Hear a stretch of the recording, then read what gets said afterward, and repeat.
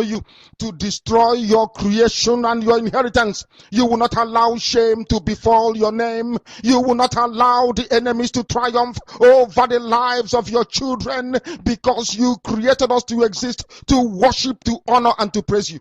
That is exactly what we are going to do when this Biafra comes. It will come in truth and in every honesty, because we remain every blessed day whiter than white and whiter than snow. Is there any way that we have sinned that you cannot forgive us our trespasses, to enable us to fulfill your own word, which was spoken thousands of years ago, that instead of what you promised not to come to pass, that heaven and earth will cease to exist? You opened your mouth to bless mankind to the coming of Yahweh Yeshua, who came here and said, let your kingdom come on earth as it is in heaven. Those words can never be in vain, because they are anchored upon your holiness and your magnificence. That is why in the end we know that Biafra will come, that these children that we have given birth to all over the world, and their children, and their children, and their children, as long as they give birth to them and they are Biafrans, they will worship you in truth and honesty. Through this very work we are doing, mankind will come to understand you. Let your miracle be wrought in our lives. Let us witness and behold your magnificence, your holiness, your mystery, and your grace under our command. O Lord of hosts, we call upon you. We call upon you to heal. We call upon you to provide succor to those of them who are inconsolable. We ask you to come and strengthen those who are weak. We ask you to restore hope where there is hopelessness. We ask you for inclusion where there is destitution. We ask you for one brotherhood, one camaraderie, one bone, one blood, and one flesh of your children. The Efiks and the Bibios, the Izon, the Shekiri, the Isobos, and also those of them from Isoko. We are traveling all the way to the lands of Igala. We are moving on from there to Idoma, to Igede, to the territories of the Igbo land. All these places we dedicate unto thee. All these lands of yours, we ask you to cover it with your mercy, because Biafra will come, and when it does, we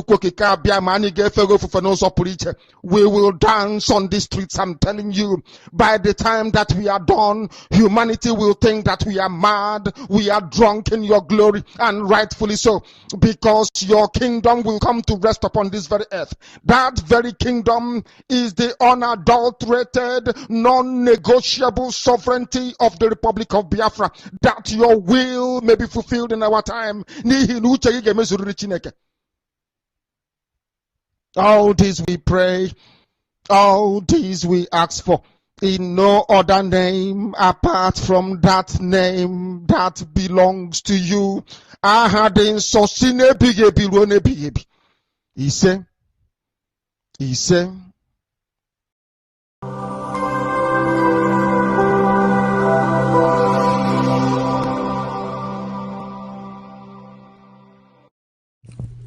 IPOB, one family. Biafrans all over the world. If we want safety and security for our people, then let's continue to support Eastern Security Network. All donations are welcome. No contribution is too small or too large. Do your part, knowing that freedom is in our hands, and together we must all rise to the occasion. Go to our website to make your contribution, www.ipobinUSA.org/donate. And remember that freedom is not free, but together we restore it, farm by farm, forest by forest, house by house, and street by street.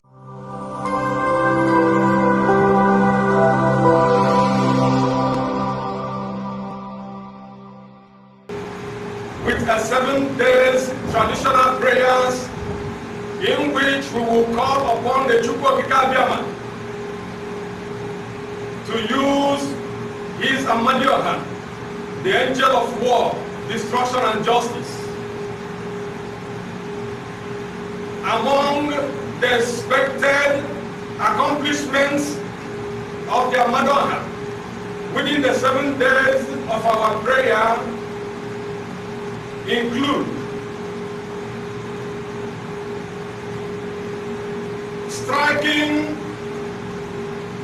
everyone who has a hand in the unjust and the continued detention of Mazi with mysterious sickness and diseases in the name of Chukwu Okike Abiama.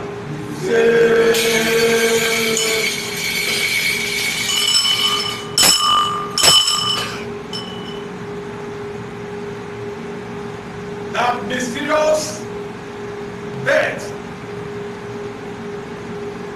of firstborn male child of everyone who has a hand in the unjust and continued detention of Mazi in the name of Chukwu Okike Abiama. That madness will befall everyone who has refused to endorse the immediate release of Mazi and the unconditional and total restoration of the suffering state of Biafra in the name of Chukwu Okike Abiama. We also want to use this medium to ask Mr. Faith Bruce Esquire to immediately request and be granted interview with CNN, BBC, Al Jazeera and other media in the mainstream to talk to the whole world on the issue of Biafra. Finally, all the blood-sucking demons in the Biafra land who have converged in the name of security operatives but are causing deaths for the innocent people of Biafra will, from this period of our prayers, face the rewards of their evil doings in our ancestral land. The land of Biafra will swallow all of them in the name of Chukwu Okike Abiama.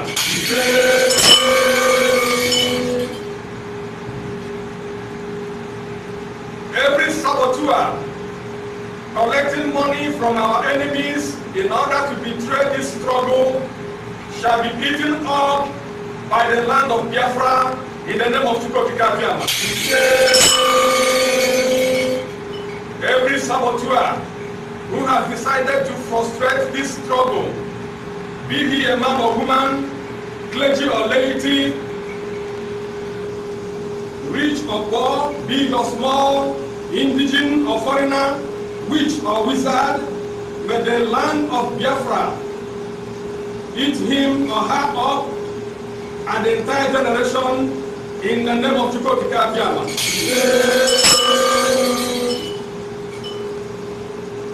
And may all abounding blessings be for all true freedom fighters of the Biafra freedom in the name of Chukwu Okike Abiama. Long live Biafra, long live Mazi Nnamdi Kanu, long live Mazi Simon Ekpa, long live the Biafra monarchs, custodians of culture and tradition, and sincere Biafra freedom fighters in the name of Chukwu Okike Abiama.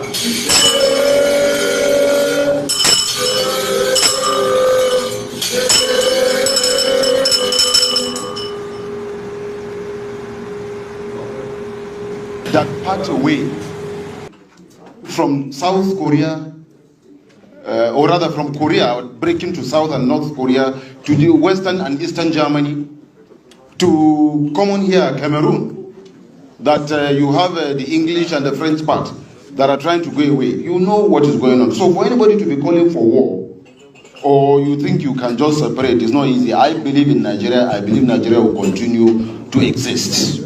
Whether we like it or not, there is a problem. We need to discuss the problem.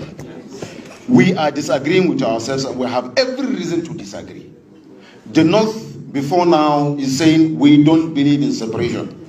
But as I'm standing, I'm telling you that if there's going to be separation tomorrow, the North is ready for it. We are also ready. Let's go our either ways. And I'm telling you this with all sincerity. Northern Nigeria before now do not want to hear anything separation. But as of today, as I speak to you, the North is equally ready to leave.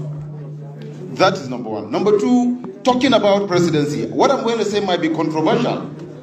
You might disagree with it, but it's the absolute reality, and I'm speaking the mind of Northerners. And I have no apology to anybody in this hall on what I'm going to say, though I respect the leaders, elders, and fathers that are here. I duly respect them. But I have no apology to anybody on what I'm going to say. Let's please be serious. We are here for a serious business. Let us not make it a discussion floor if we truly want to do this. Now, talking about rotational presidency, what I thought we should be looking at is credibility, competency, patriotism, nationalistic thinking, the love for one another, and things like that. That is what I thought should constitute who becomes Nigeria's president.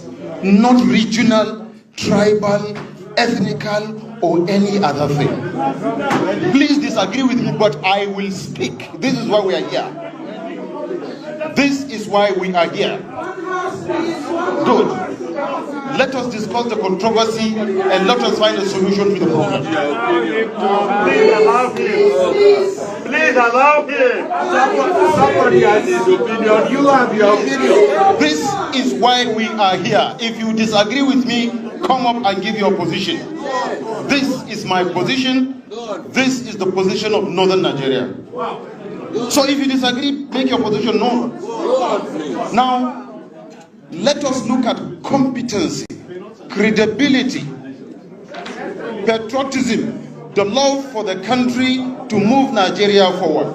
Yes, we should create, there should be a room for discussion. Call it national conference, call it restructuring, call it whatever. I agree that we should come to a round table and discuss Nigeria and discuss the way forward for Nigeria. I agree that we are disagreeing. I agree that there's a problem. I agree that there is, if you like, call it lopsided appointment. I am not in government, so I don't speak for the government. I speak for North. I don't speak for Buhari. If Buhari is doing something wrong, Nigeria should call his attention that what he's doing is wrong. He should correct it. He's a Nigerian. He's a leader. He's elected by every Nigerian. But not a particular tribe or region be seen as a threat to a country. If one region or tribe or religion is a threat to this country, then all of us are threatening Nigeria, and we are all threat to Nigeria. Then let us come and discuss the problem, find the solution to the problem, and let's move forward as Nigeria. How do you cage Nnamdi Kanu? In fact, I want to call that Nnamdi Kanu should be released. A freedom fight agitator who said that, look, he wants liberation for his people. Why are you incarcerating him? Why are you not going to arrest Fulani men? Look at the bomb blast in train blast in Abuja to Kaduna. Up to today, our people are still being kept by these bandits. Where are the security? Where is the president? Where is the security act to go out and rescue these people? Tell me what is happening. It is a shame. Tell me, Igboho, they went after him in the southwest and were able to stop him. At least we're not hearing about Igboho again. Why can't they stop these Fulani men who are terrorizing this country and have made it impossible? They come to Benue and kill. Just in my local government, within the space of 40 people have been killed. More than 40 people. In another local government, over 20 people were killed. And then you want me to keep quiet. They want to intimidate us. I will never be intimidated. At least, let me talk. If at the end nothing happens, and some of you are keeping quiet, keep quiet. To your shame, but I want to say that the rest of Nigerians, you people are joking. I raised alarm in 2016 that these things were going to happen. What is it that I have not said? I have said it. If Nigerians want to get out of this, they should arise. Arise television, as your name implies. Arise and let us liberate ourselves. President Buhari and his cohorts are not able to. God began to speak to me about Biafra, and I'm worried. I stopped somewhere last month, and I'm going to throw a little light on another one. And I pray that the authority concerned should listen to me. And it's a statement. Dialogue now, so that you should not be knocking the door for dialogue and there's no dialogue. That's what God told me. I keep saying it. I said there is a spirit in this young man. It is bigger than what physical eye can see. I'm not an Igbo man, I'm a Yoruba man, but I'm speaking as a prophet. I said what I see in this young man is bigger than him. You see, the man, the small boy that they call him, what is inside him is bigger. It's not just an ideology, it's bigger.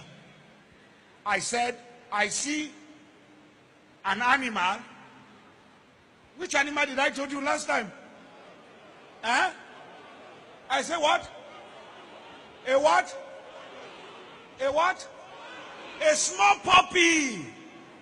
And I see a small puppy going forward. All of a sudden, I saw so many strange wild animals, lion, bear, great animals around the puppy. Then I saw the puppy look back and saw that the animals around him are so many. Suddenly the puppy, what I saw last month is different from what I'm seeing now. The puppy is developing some futures of wild animals. This prophetic word is not to the negative. It's very important. Take the Biafra agitation serious. Dialogue now. Because I see a time, doors are knocked, calls are made. People who are heady are saying we have come down, but these people are not willing to dialogue again. Please, redeeming the time, for the days are evil. Dialogue now. Dialogue now. I repeat it again. I'm not an evil man, but I'm telling you what I'm shown in the spirit. What? I'm seeing great people, important people in this nation coming together and saying, now, okay, we want to sit on the table, let us talk. But the people you want to talk with are saying, it's too late. Please, dialogue now. The days ahead are evil. Dialogue now. This is not a cry of a baby. It's a cry of an adult. I repeat it again. Dialogue now. The Bible said, blessed are the peacemaker, for they shall be called the children of God. Please, every authority, there come a time when a revolution is about to take place. The power of gun, bombs, and bullets cannot hold an ideology.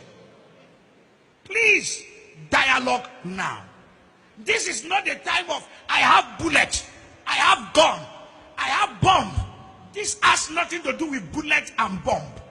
If you know what I'm seeing in the realm of the spirit, everyone in federal authority should take the Biafra agitation serious. If you are once a founding father of this nation, sit down around the table and listen to your children.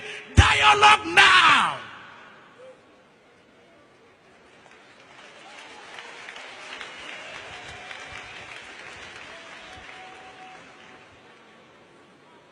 This is not the time to arrest anybody. It's the time to hear the cry of the people. Dialogue now. Because it's going to be the last resultant solution at the end.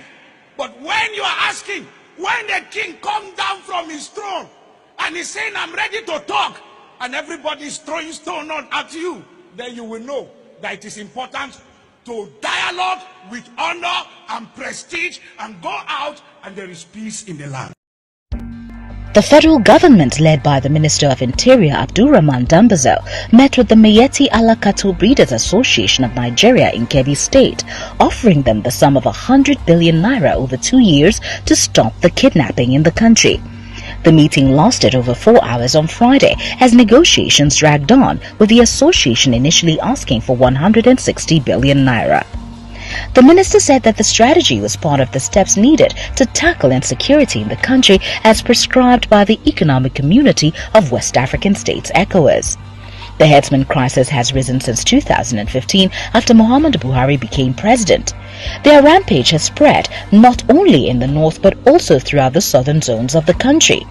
The killings by the headsmen has led them to be tagged the fourth most dangerous and deadly terrorist group in the world by the World Terror Index. The acting Inspector General of Police, Muhammad Adamu, who was also at the meeting in Kebbi State, added that over 1,000 people have been killed and many more kidnapped in Kaduna. However, he said that this intervention was necessary to bring the criminals to book. The Kebbi State Governor Atiku Bagudu said hosting the meeting in his state shows the seriousness of President Muhammadu Buhari's administration in tackling the security challenges in the country. Responding, the president of the association, Alhaji Muhammad Kirua, said the meeting would serve as a foundation for peace between the Fulani headsmen and farmers and among Fulanis themselves. Roots TV, Nigeria.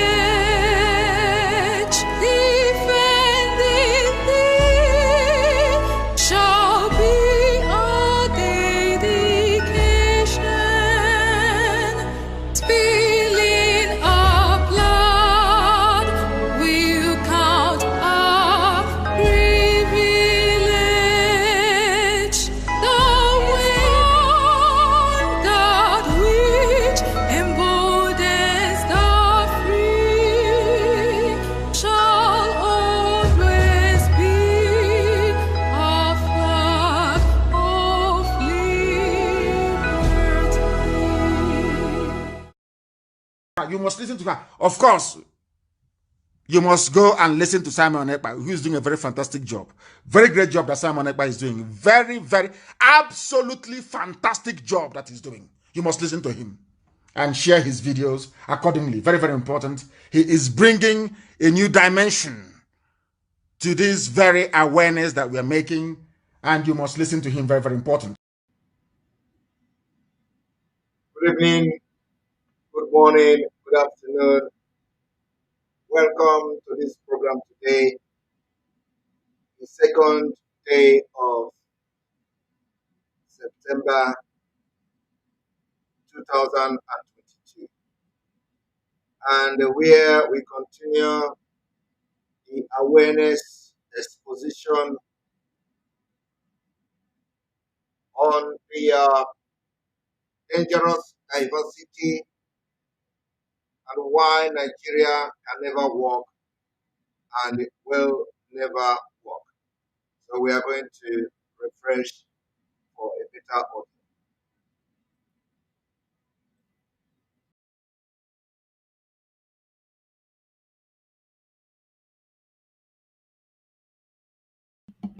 All right. I believe that the audio is okay by now, and the voice is coming out very clear. All right. So the voice and the sound is okay. Very fine now. Thank you very much, all of you. You are watching live and direct on Voice of Biafra 97.5 FM, live and direct on Enter Biafra Channel 1 and 2, live and direct on all other autopilot media platform, or different social media, live and direct on Enter Biafra YouTube channel, live and direct on our live streaming app, Enter Biafra Android, Enter Biafra iOS. All this app are streaming this particular broadcast live and direct. And of course, I want to inform you people today that we have created a lot of work to the enemies. We have created job for the enemies, and the enemy camp, they are very, very busy and doing the job we gave them a few days ago. Yesterday, we gave them job, and I will tell you that they are doing that job very well. The job we gave them is that we will always give them topic to be discussing and analyzing. And they can never, ever stay off from talking about Simon Ekpa. They will always be talking about me, whether they like it or not. And any day I see that they are not talking about me, I will create another problem. I will create another topic. I will become so controversial. I will make sure that I start creating more so that they will continue to talk while we focus on decimating Nigeria, as we are going to do this evening. I want you to understand that it is part of this struggle. It shows that we are on top of the game. This is the game we are master in. We know how to play this game. So when there is issue of there are now folk trying to plan any evil against any of us, we need to create more violence in their camp. And that is exactly what we're doing now. And I'm very, very happy that the last violence we created in their camp is working very well. You can see that even those who have not made broadcasts for a few months now or a few weeks now, all of them are out trying to analyze Simon Ekpa. So I want you all to just go to their platform, engage them very well, engage them very well, because the more they are doing it, the more they are advertising us, the more they are showing how competent we are, the more they are, the more people are beginning, because those who don't know what is going on, the more the people will come to understand that all these years, these people live with lies. All these years, what they do is blackmail and propaganda. They have never said any truth. They tell you we are whiter than white, all lies. So I want you to not worry about the blackmail. You can go and have fun. Go to their different platform, have fun as you see them rubbishing themselves without shame. Okay? It is part of the game. We need to be creating this every now and then. And when this one is going down, believe me, I know how to I know how to deal with them. Okay? I will create another one. It is going to continue like this, and they will never know their left from their right until the day we are going to announce Biafra. I am telling you the fact. So we are going to continue like this. God will continue to provide a topic, God will be using them to provide these things. So I will always strike at the right time. So I'm telling you now that we have been able to, disorganize their plan against our leader's wife. We've been able to disorganize that. So that particular plan they have to use her and shine can never be the same again tomorrow. And that's why they are running mad. So go and have fun in their platform and enjoy it. But our message has been passed and the violence has been created in their camp. I will move on. All right, this evening we have come to, expose Nigeria. We have come to decimate Nigeria as usual. Our focus this evening is going to be on the dangerous diversity, why Biafra must leave, why some other indigenous nationality in Nigeria should follow Biafra by 2023 when we begin to break away from Nigeria. I want to inform you all that you can see the alliances of this movement bringing every armed group in Biafra land together. We have succeeded in doing that. The only people that are not part of us are criminals. Anybody that is carrying gun for Biafra is part of this movement.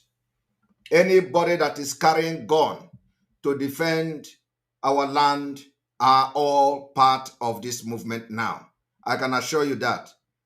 Criminals are not part of us. But I'm telling you today, every armed group in Biafra land is now under one command, one unit of autopilot.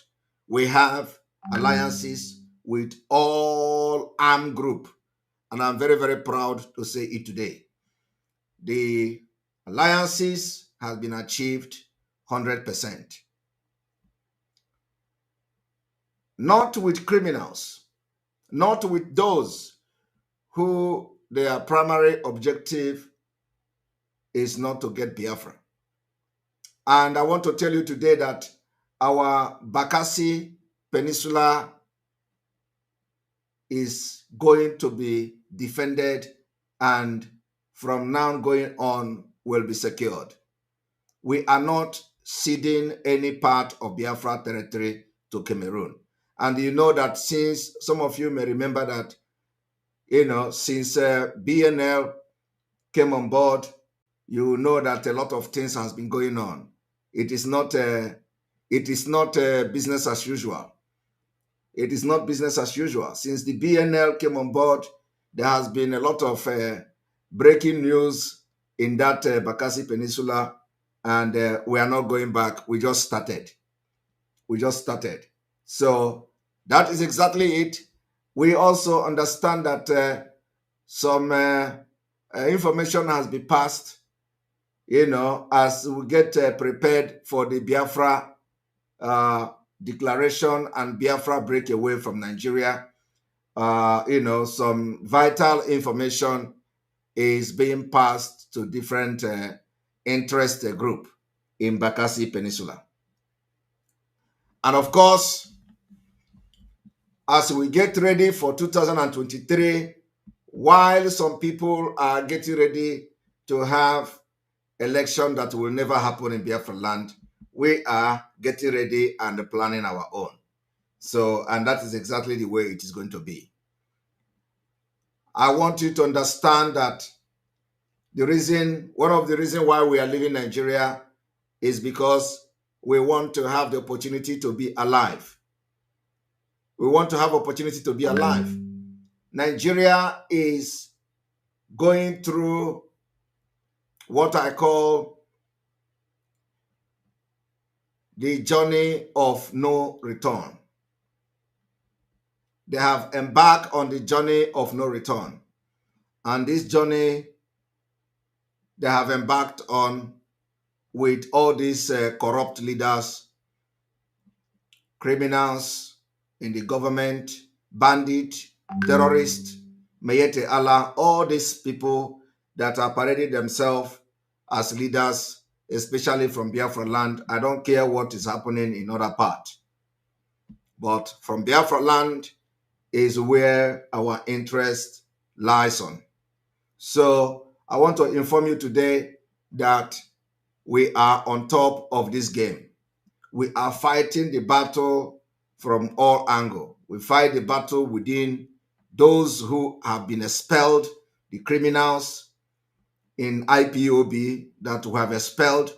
We fight the battle from those, the government agent. We fight the battle from the Fulani terrorists and those of them that are spending millions and billions of dollars. So I want to assure Biafrans today that the Biafra people, those who are closely working in autopilot, are very, very focused. Very, very, very, very focused. And the amended information on the recruitment of volunteers to different departments will also be published very soon. That particular announcement, some edit has been made, and we are going to publish it. And of course, there's going to be, a customized email coming very soon, because we know that a lot of people have complained about the Gmail that were attached to that particular announcement. And we say that Gmail is a temporal email. We are working on official email, which will be made available very soon. So the official email of this department, recruitment, volunteers in different departments, Biafra government, will be made available very soon. So now we start on the exposition of Akaloka, Gideon Akaloka.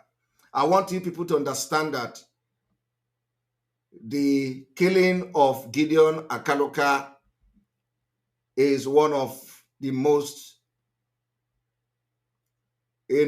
talked about blasphemy in Nigeria history. And it, of course, it is going to be one of our, important topic. Our Enter Biafra app is on iOS, and it is streaming live as I'm speaking to you. The comment will be resolved very soon. So the commenting on that app will be resolved very soon, but you can watch the app, you can watch the program from the app, and it is just it is even more better to watch in that app. So the iOS is ready and it is streaming live. The Android is streaming live, and all the things is working perfectly well. So only that you don't make comment from the app at this point. And I believe that in a few days or weeks' time, that will be resolved. And so many things that the app has to offer will be fixed, as they are working day and night to fix it. All right. So let us give you background of Gideon Akaluka. This story is a sad one. Since it's part of history, we'll talk about it. I'm talking about the story of Gideon Akaluka. For those who care, these are the sites I got my resources from: breathword.org, independent.co.uk, APN News, that's Associate Press News, tribuneonlineng.com, Sahara Reporters, and of course, Nairaland. Before the incident of Akaluka, there had been several tensions between young Muslims and Christians in the northern part of Nigeria. These Christians were Igbo, who dominated Kano petty trading. After the Nigerian Civil War, many Igbos from the eastern part of the country migrated to various regions for greener pasture. Some of these Igbos went back to their business they left and ran back home during the war. Gideon Akaluka is from Ikeduru, Imo State. He was a trader and also based in Kano State. According to his wife, she was accused of using some pages of the Quran as toilet paper to wipe her baby's butt after defecating. This incident was seen by Alamajiri. Some sources say that it was seen by Maruwa, that's water vendors. And they say that it was the water vendor that disclosed what he saw to others. This made many Muslims angry, and they went after Gideon, leaving his wife alone. When those Muslim youths came for Gideon, he ran to the police station thinking that he would be safe. Police locked him up in a cell and promised him that it was for his own safety. He was later moved to Goron-Dise prison as the tension was becoming very overwhelming. On December 26, 1994, Muslim youths around 1,000 came to the prison where Gideon was held. Some scaled the fence of the prison. They came into the prison and demanded that Gideon should be handed over to them. Police obliged and handed Gideon over to them. Those Muslim youths who were armed with guns, machete, swords and knives beheaded Gideon. They hung his head on a spike and paraded it on the street of Kano in a show. Though the prison warders never admitted that they handed Gideon over to those murderers, the prison warders constantly denied that Gideon was handed over to those Muslim youths. Mr. Haruna Sanusi, the prison controller, told Human Rights that those Muslim youths were armed with guns and machete, and they held the prison warders hostage before carrying out the murder. Let me tell you the funniest thing about the story. Gideon was charged to court after he was murdered. They charged him to court for inciting public disturbance by committing blasphemy against Islam. Haruna insisted that the charge was before he was murdered, but many believe that the charge was just concocted to hide the incompetencies of Nigerian prison warders. Now, here are some analyses I found on Nairaland on this matter. The person who analyzed this incident is a fellow Muslim who lived in Kano. He said, "I attended Quranic school with my peers and held everything written in Arabic as sacred. I regarded anything written in Arabic alphabet as Sunnah Allah. If I was walking on the street and I saw a paper flying around with Arabic written on it, even if it's a mere instruction manual, I'll run after it and save it from falling into impurity." There is no way Akalukas would ever get hold of a copy of the Quran. No Muslim in Kano would ever sell them one, even if they are willing to pay millions for it. Christians were regarded in northern Nigeria as impure and unfit to handle the Holy Quran. Secondly, Muslims and Christians clean up in different ways after using the toilet. While Christians use tissue paper or even newspaper pages, Muslims use water or their hands. The idea of Akaluka using pages of the Quran for such an unclean business must have gotten many mad. But wait a minute. Using the pages of Quran for such venture is the clumsiest and the most inconvenient thing to do, because there is a very robust Quranic handwriting done by seasoned Mahadatta, that is, those who have committed the Quran to their memory. These people calligraph beautifully on locally used durable paper called holama.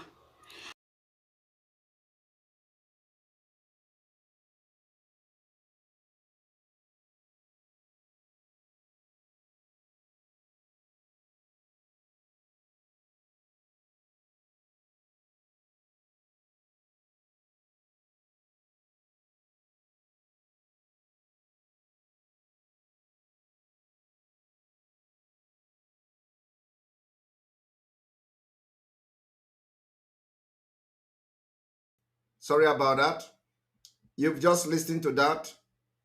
That was a very brief story of Gideon Akaluka, a Biafran in the northern Nigeria state of Kano, how he was murdered for blasphemy. Now, I want you all to know one thing, okay? I want you all to know one thing. This particular killing extrajudiciously or extrajudicially the people of Biafra did not end in the killing of Gideon Akaluka. I want to remind you that recently Deborah was killed. Although Deborah was not a Biafran, but Deborah is a Christian. Deborah was killed and murdered in cold blood for being ignorant of Islam. I want to remind you that those murdered in Yoruba church, in Yoruba land, in church, by the terrorists just a few months ago, were also victims of blasphemy because they killed them in the church. So they shouldn't be in the church. They should not be going to church. That is the message. So it is not the last, and probably will not be the last killing that will take place in the northern Nigeria. But I want you to understand that today, Atiku Abubakar is running to become the president of Nigeria. I want to inform you today that Atiku Abubakar shared the same ideology of killing Gideon Akaluka, had it been that Gideon Akaluka actually used the Quran to, did what they accused him of doing, which he never did. I want you to understand that today, P2B is running to become a scam president of Nigeria. The running mate of P2B shares the same ideology with the people that murdered Gideon Akaluka. I want you to understand that even P2B go to northern Nigeria and speak ignorantly of the Islamic faith, he also will be butchered, even by his own vice president. I want you to also understand that the Tinubu and Shetima, you don't need to start talking about them because they are now the sponsor of the terrorists Boko Haram and Islamic State.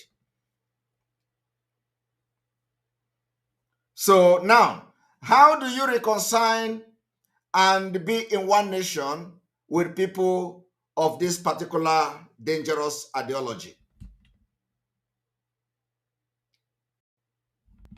That is where we are starting this evening.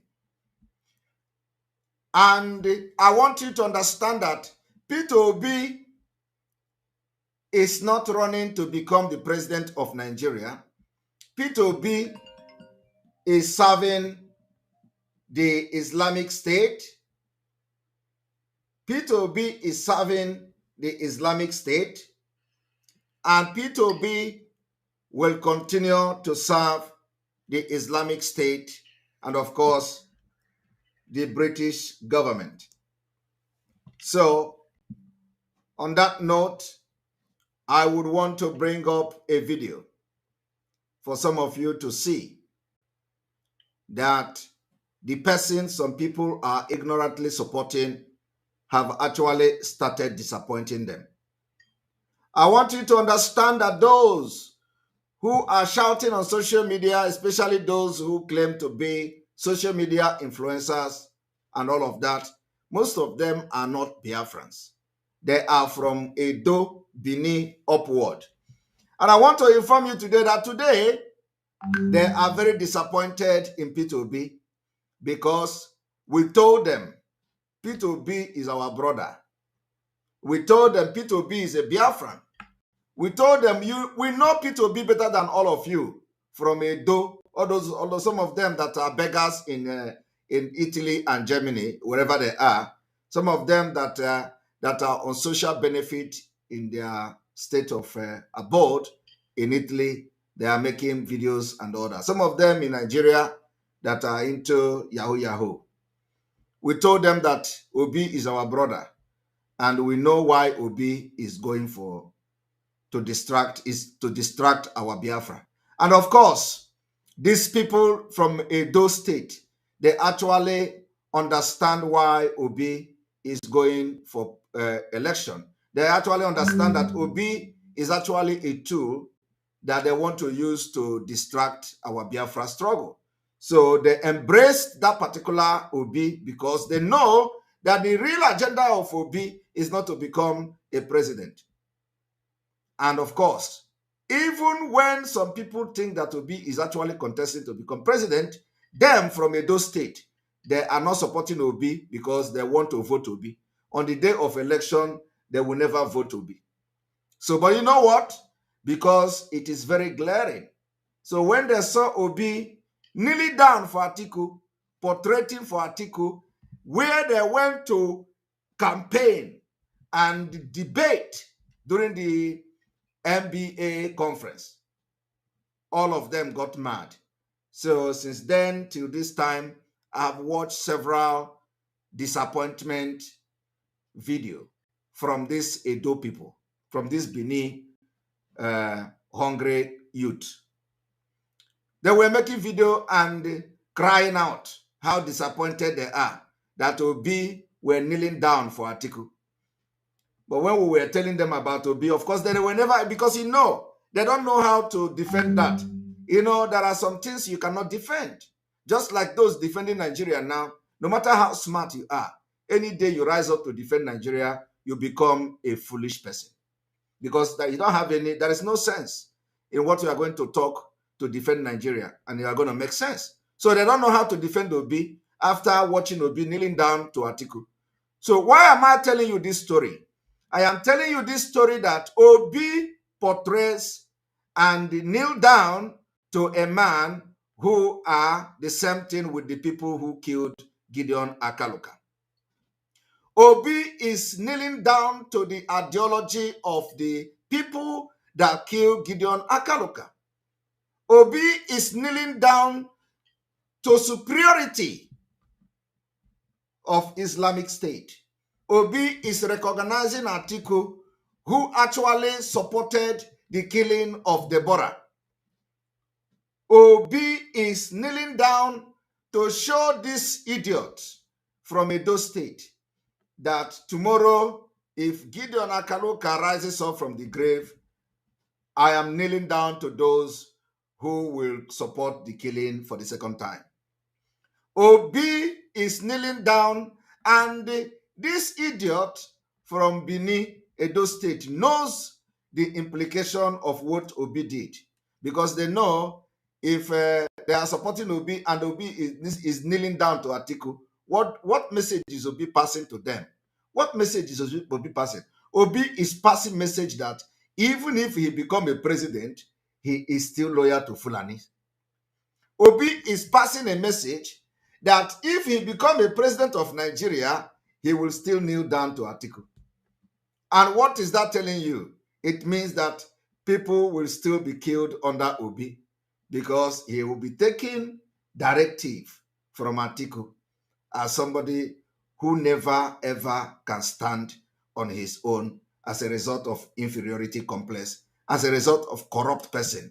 Because there are some things they know about P2B that you, these hungry boys from Edo State, don't know.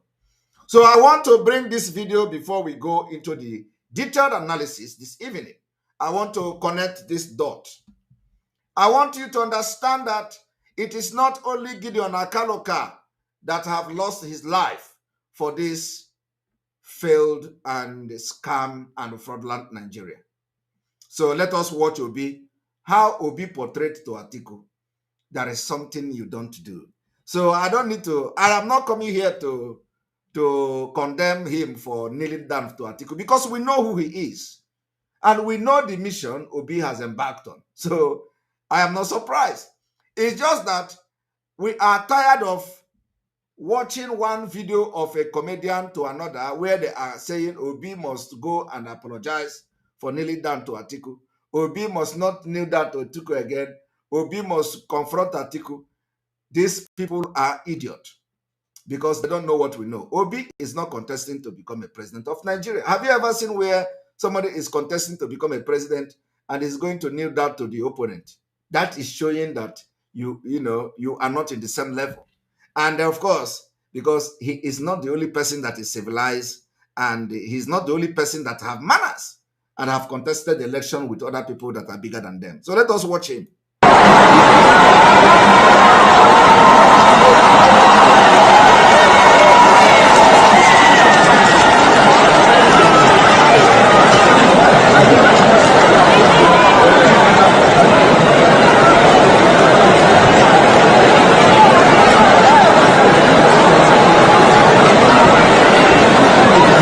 Media, please step up. Media, please step up.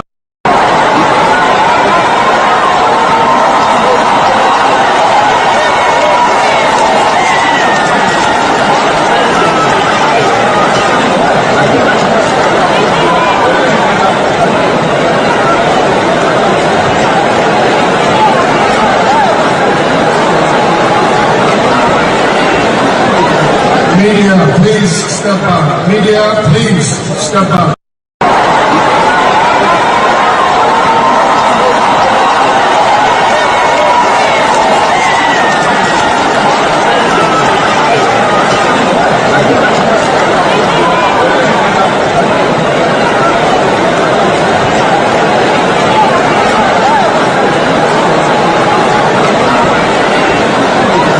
Media, please. You see, well, I do not have problem with him bowing down to Atiku. I don't have problem, but I have problem with some of you that are complaining about Obi bowing down to Atiku. We Igbos, we don't bow down to anybody. We don't bow down. We respect elders. We respect kings. We respect chiefs. Okay? We don't bow down to our political opponent. It is not the culture of Ndi Igbo. We don't bow down to political opponent. Never. But I want to tell you that Obi and Atiku, they are not political opponent. It is the more you look, the less you see. And this is what we see. This is what we know. And apart from even if Obi is genuinely fighting and want to become the president of Nigeria, the time is over. It is not what we want. So let us even assume that he is real. Let us pretend as if he is real. The time is over. Now, I want you to understand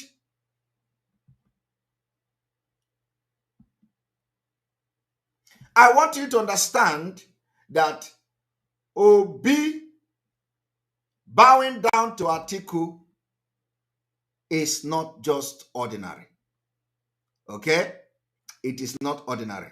It shows you that some of you that have hope of Obi is going to do this, for those who are genuinely out of ignorance, thinking that something is going to happen when Obi become a president, this is the example. It's a very bad one. It's a very bad example.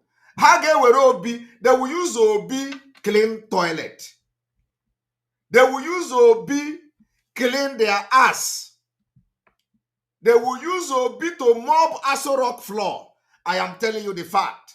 But of course, we can never allow, it is just very unfortunate that Obi came at the time that this Biafra has crossed the Rubicon.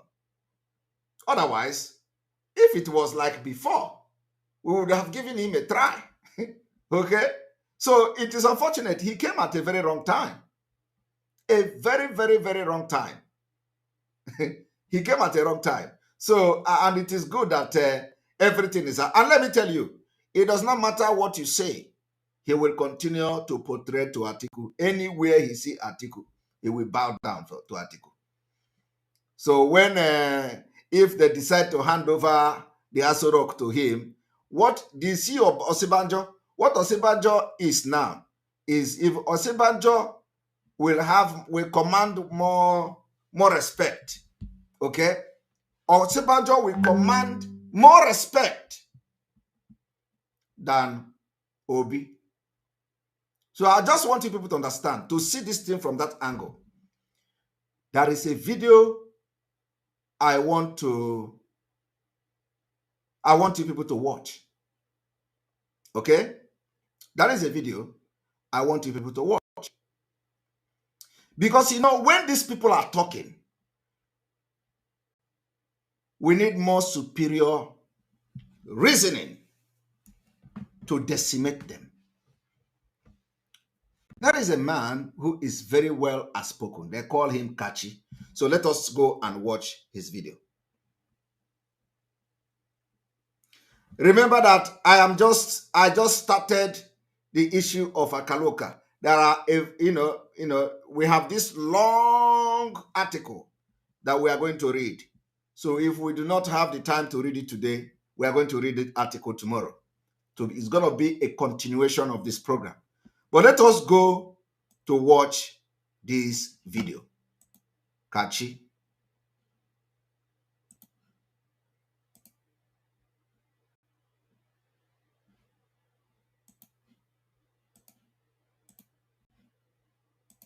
Is it Kachi or something?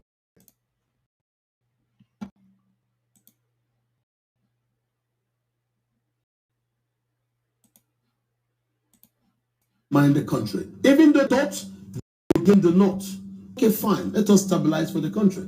Well, I don't think this is this thing. It's not difficult to understand. So that when we now practice national zonings, in 2015 to 14, some members of our party formed a breakaway unit called MPDP. They used that MPDP to bring in President Buhari. And their own mantra was, it is turn of the North, it is turn of the North. MPDP brought in President Buhari. President Buhari has done 8 years and has now weaponized the point in a way that could destroy the country. Our governors have every right to come in to set purpose towards helping the country. What we've just done, simple, we forced APC to do the right thing. National sharing of power is based on North and South. So the North has done 8 years. If it is members of the MPDP that funded it, that done it. So MPDP members are now back to PDP. Since President Buhari has done the 8 years, it is now the turn of the South to also experience it. That's why the zoning was done that way. And what was discussed was zoning. Secondly, our leaders, when they are giving duties to accept as what they do, and they have done that, and we've accepted it. One argument with our own PDP is that, take a look at the 16 years the PDP ruled, that more period was spent, by someone from the south of the country. That's why I told you the PDP is a political party whose members in 2014 formed a faction called MPDP. That MPDP went into a coalition with other Nigerians and bettered a president from the North.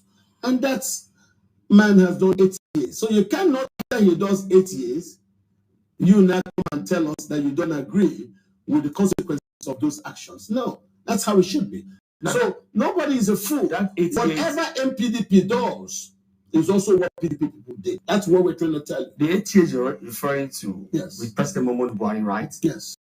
That's supposed to be with another political. No, it's not true. The APC is, in that case, a halfway of the PDP members who wanted to bring a presidency from the North. And that's what they did. Okay? With that, the contributions of the MPDP, their money, their funding, their behavior, Buhari will not be president. So what we're saying is, you don't do this, and then next time you now form CPDP, you also do the same thing. No, no, no, no, no. Politicians must be willing to accept responsibilities for their actions. And that's what it is.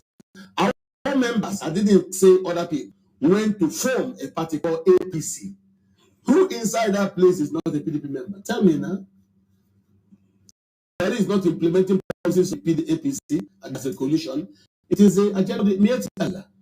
And that's what has gotten the country into its security crisis. So those people who brought Buhari to power has come back to us. And now what we're telling them, since you've done this thing, let us also think this way. I think anything is wrong in what has happened. Let us leave it at that. You know, trying to say anybody can do this. No, because the same people say anybody can do this, anybody can run, are the same people that formed the MPDP for the simple reason of being a president from the north. So, because of the weaponized nepotism and the way President Buhari has so dismantled and disorganized the country, you need somebody that could come in and neutralize all that he's done. If not, the youth will move to the front and seize the grounds, and we don't want the youth, because the youth will do things that could make the country not exist anymore. And we don't want that. The actions of President Buhari, which is attributable to decisions by members of the MPDP to bring him to power, we see that. So don't tell me it's only this side. No, whatever me and you are doing, and you go to do something else, when you return to me, I'll remind you of that thing you've done. So you're clearly looking at a situation where both the PDP and the APC will be looking towards the south. That is what will happen with the decision of the PDP. So all we've done is to intervene in a way to save the country, not just the party. Do you think when that happens, your party will have what it takes to be able to defeat APC at the polls? Well, if APC becomes a political party, then they might then be able to challenge us. But today, they're not a political party. It is coalition.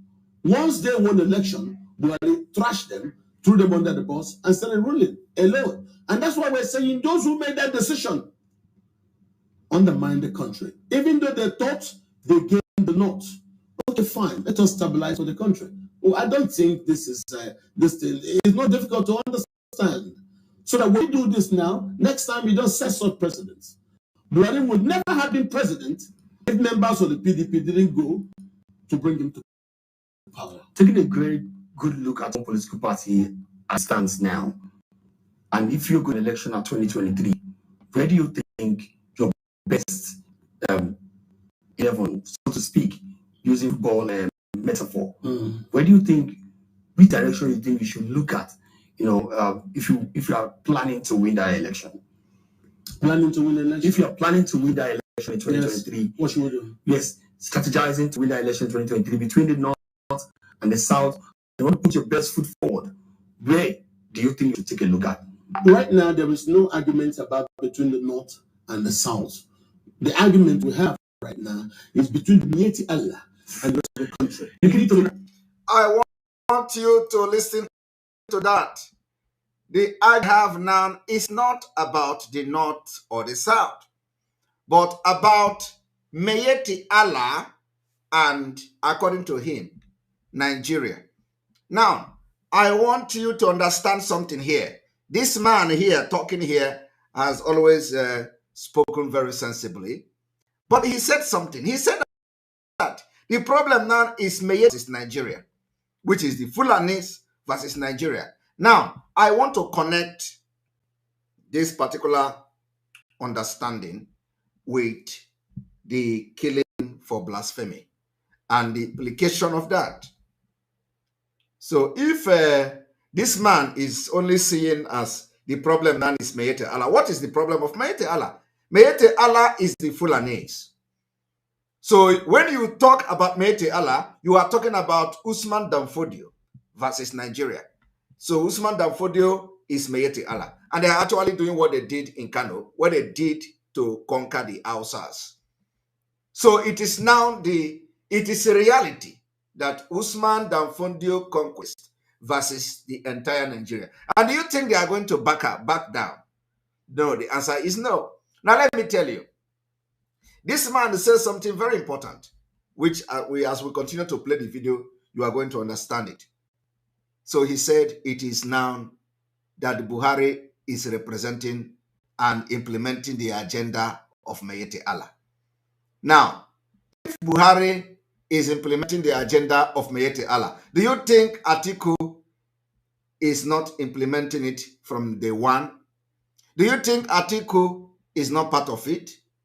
And if Atiku is part of the Mayete Allah, and Atiku is the NPDP that this man is talking about, because Atiku was the people that left to go and form NPDP to support Buhari to win the election.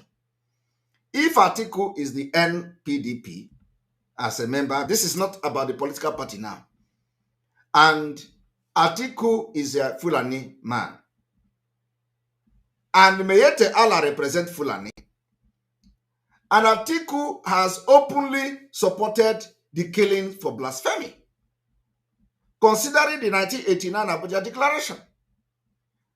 How do you think that this man is actually seeing the future of Nigeria? No, he missed it. He identified the problem, but he don't know the future. The future is that Islamization agenda is in the blood of every Fulani before you go to the every northern Muslim. The problem of the future is that the conquering of Nigeria is in the blood of every Fulani, including Atiku.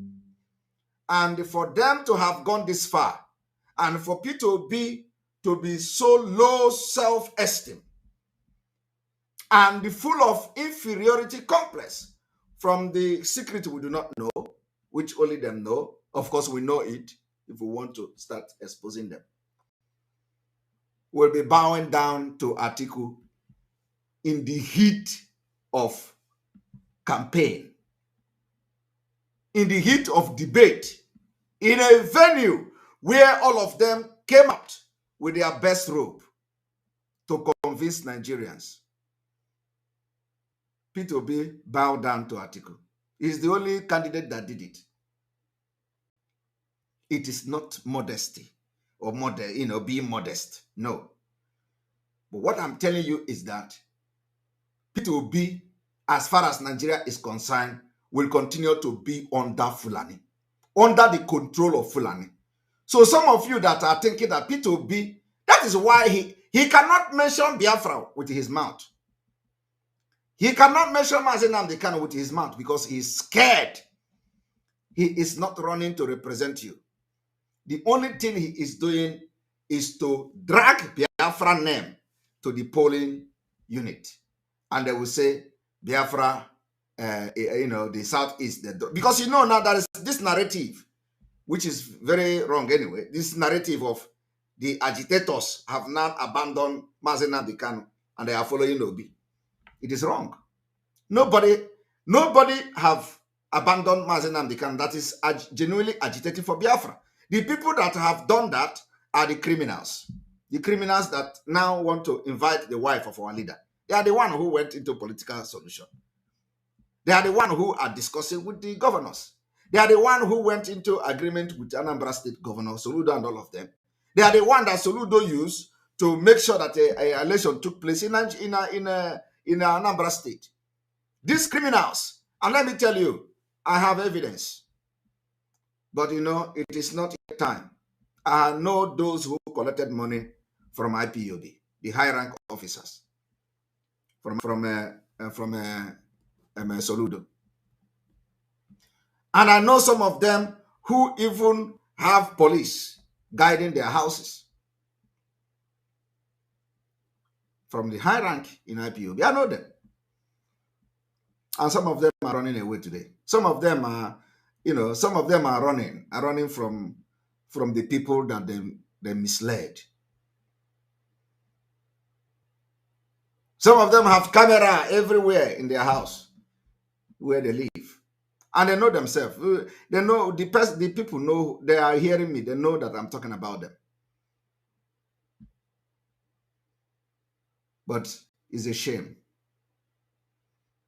because they know how genuine and serious I am in Biafra.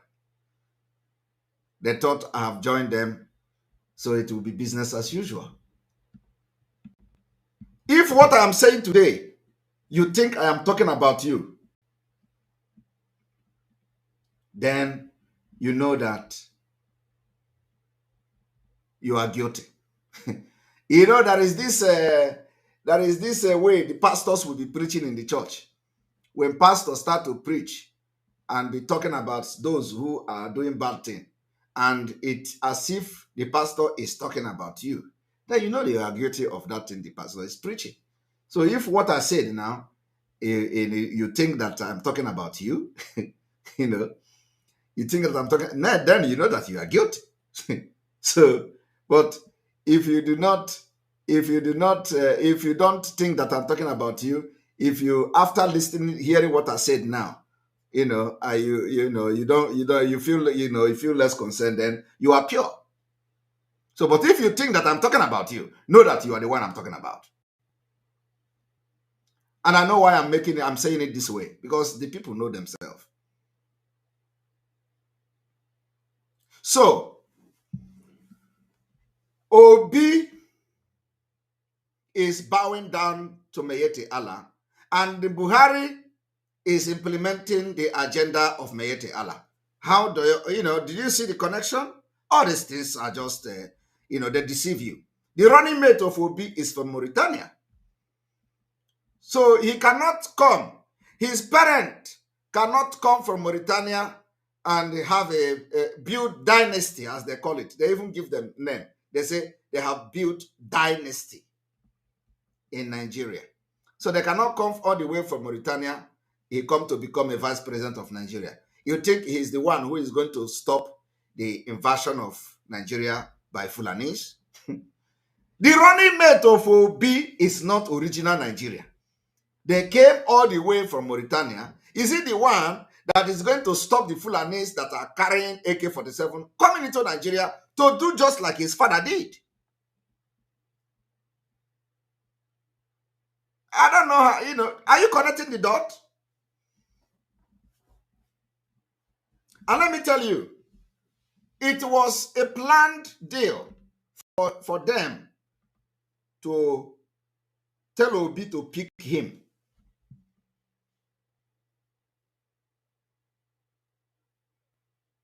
And so all those idiots that are supporting Obi, so sometimes I have to use this word. It's not my nature, but I have to be using it. I have to be using idiot to describe you, because that's what you people are. So how can Dati, the running mate of Obi, prevent invasion of Fulani to Nigeria if he become a vice president? Because that is what his father did. His father came and settled in Kaduna, in Zaria, and built dynasty in Nigeria. So how can he now come and become a president and tell Obi, stop the Fulanis from coming to Nigeria? You think that is possible? If you actually think that is going to be possible, you are the biggest fool. Of course, you are not a human being to start with. Because if you have brain, you will not be talking about Nigeria. So I'm not talking to you people. I'm not talking to all those Benin criminals. Because their support for Obi is a hatred to Biafra. They are supporting Obi is not because they love Obi. It's not because they love Nigeria. It's not because they have sense. They don't have brain. The only reason they are supporting Obi is because Obi is going to, according to them, will distract Biafra. That's all. It is this hatred they show towards Biafra. I want you to understand that none of them has ever supported the Biafra movement or even spoken good about the agitators of Biafra. But immediately Obi came out, they run to punch on him. Let us support him. Let us support him. Let us support him. When the time to vote come, who will vote him? Who have time for that? So that, and when you listen to some of the fake Biafrans, because some of the people you see on Facebook are not real. They have Biafra name. All of them have changed. They created account, Okechukwu, and when you speak Igbo to them, they don't understand. When you speak Efik, they don't understand. When you speak Ipob, they don't understand. When you speak Ekpa, Cross River, they don't understand those languages. So what they will tell you is that let us allow Obi, when Obi, so that by the time he fail, their eyes will open. That is stupid. Stupidity of the highest order. We don't do gamble. We are focused. We have plan to get our freedom by 2023. We are not doing gambling. I am not a man that involve myself in a gambling of a plan. No. If I want to play gamble, I go to casino and play gamble. And if you go to casino, you know what happens in casino? You lose. You win. It is not, casino is not a guarantee that you go there and win money. There is nothing you do and you say this is a pattern to win. No. You lose and you win. So we are not here to gamble the struggle for the freedom of our people. We have plan, template that we are following. The template might not be the template used by Yugoslavia. The template might not be the template used by the Soviet Union. The template might not be the template used by Sudan. But we have our template according to the situation of Nigeria. And it is subject to change every day. We change it. We add something, we minus something, what we are doing to restore Biafra by 2023. Yes, we have the template. Some of you may understand that even they say they are going to rally. Did you see us talk about the rally again? No. Because we change what we have in the template, how to get Biafra. We are researching, we are not sleeping. I want to tell you that yesterday I slept for 2.5 hours. 2.5 hours. The highest I have slept for 1 year since Mazi Nnamdi Kanu was kidnapped is 5.5 hours. The highest. And I hope I can sleep 7 hours one of these days.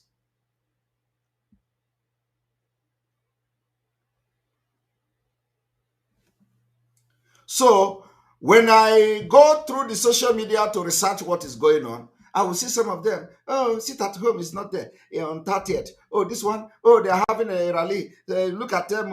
And they are laughing at the autopilot. And they thought they are laughing at Simon Ekpa. Let them wait.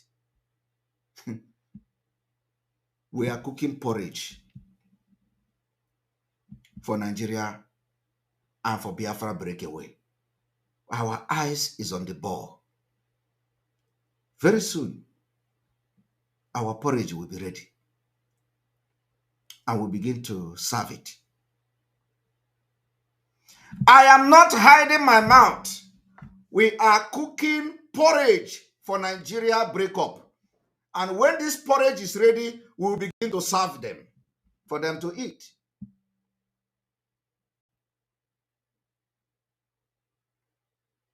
So now let us listen to this man.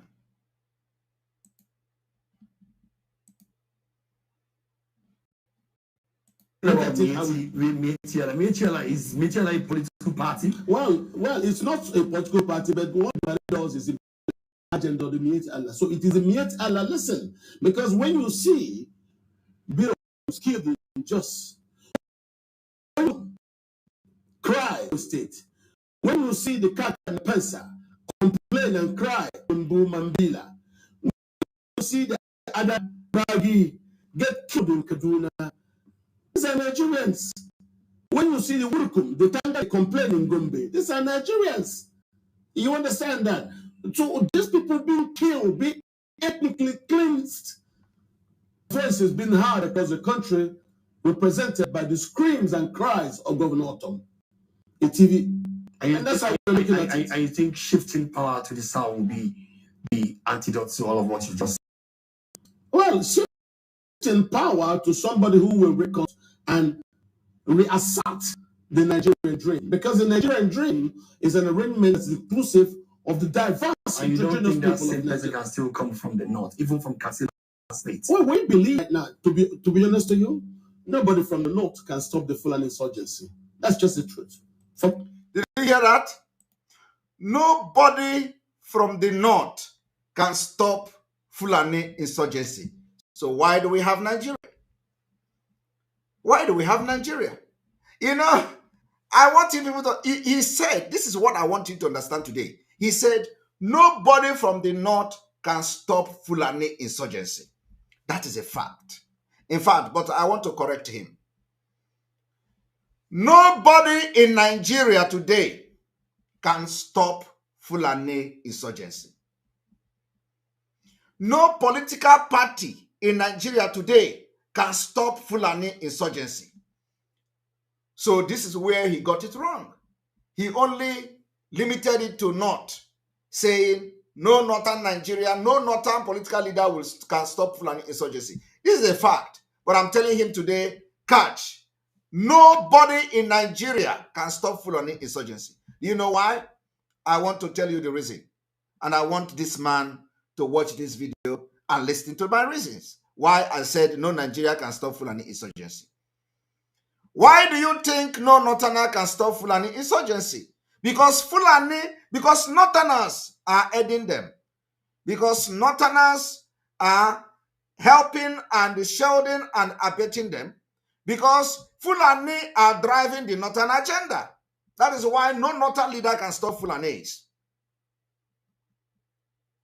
So, and this man, if he answered the question to why no Northerner or no Northern leader can stop the Fulani invasion, then he will agree with me. Because the reason why they cannot stop the Fulani invasion is no matter how they pretend, the Fulani Meyete Allah, because when he talk about Fulani, he's talking about Meyete Allah, and when he talk about Meyete Allah, he's talking about the Fulanis. They are all driving the Northern agenda to overtake everybody and take over Nigeria and turn Nigeria to a Fulani nation and turn Nigeria to Islamic nation. This is the agenda. Atiku is part of it. That is why Atiku cannot stop them. When you have somebody like Peter Obi to come and become the president of Nigeria, that will never happen. But let us put Peter Obi as a president of Nigeria. What makes this man think that Peter Obi, who is a minority, will stop the invasion of Fulani when his deputy is a Fulani man? When his deputy have a very bad history, when his deputy, the family and the family history of the deputy can also be equated to they came to Nigeria as an invasion. It does not matter whether the father came to Nigeria to do cow business. It is part of it. So how can that vice president of Obi will now be the one to stop? Of course, you said already that no Northerner can stop the Fulani invasion. So who is going to do it under Obi? And let me tell you also that as Obi, you see Obi as a president, how can the National Assembly enact a law that will stop Fulani invasion when you have the majority of them from the northern Nigeria? You said that no northern Nigeria can stop it. So who is going to vote for the amendment of the Constitution, or even the Constitution, even if you amend Constitution, it is not going to work because they are not obeying the Nigerian law. They come with arms and ammunition, guns and bullets. So how will Obi now, sack all the Fulani in the military? Who will make sure that you do not have any northern Nigeria to defeat and stop the Fulani invasion?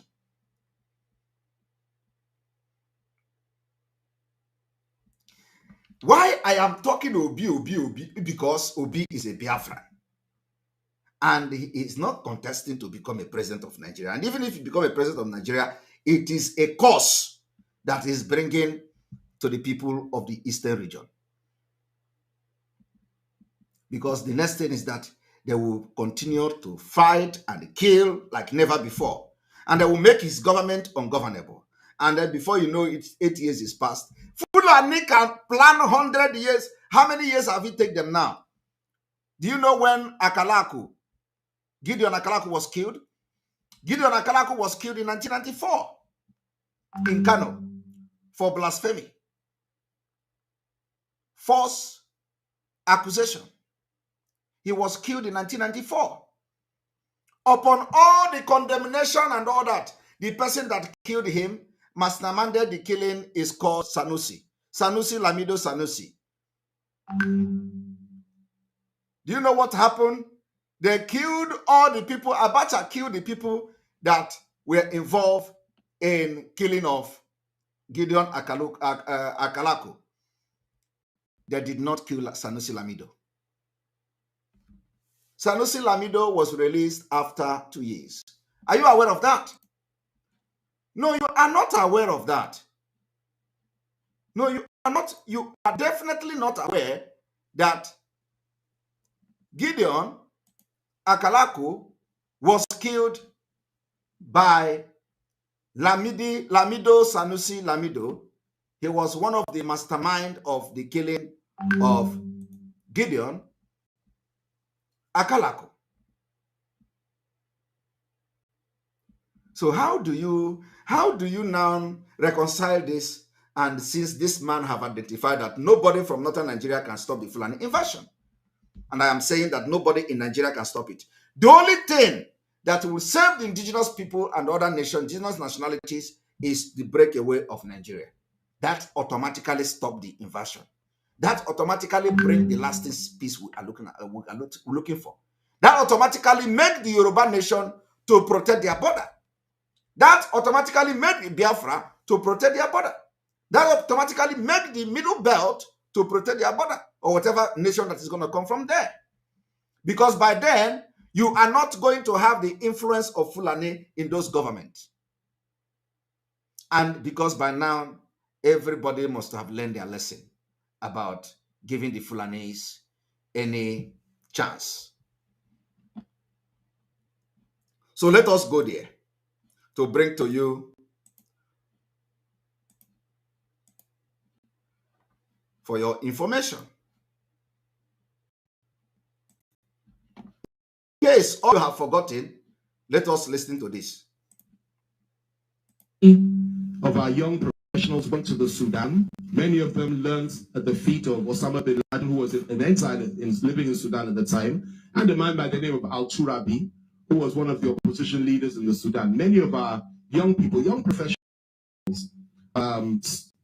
educated young men, went there and came back to Nigeria with these completely unacceptable ideas about establishing an Islamic fundamentalist state. And you saw this thing unfolding by the day. Perhaps the most vivid example that I'll share with you today, as unpleasant as it is the experience of a man by the name of Mr. Gideon Akalako. Now, many people have been slaughtered over that period, but I'm going to use this particular case in order to illustrate a point to you today.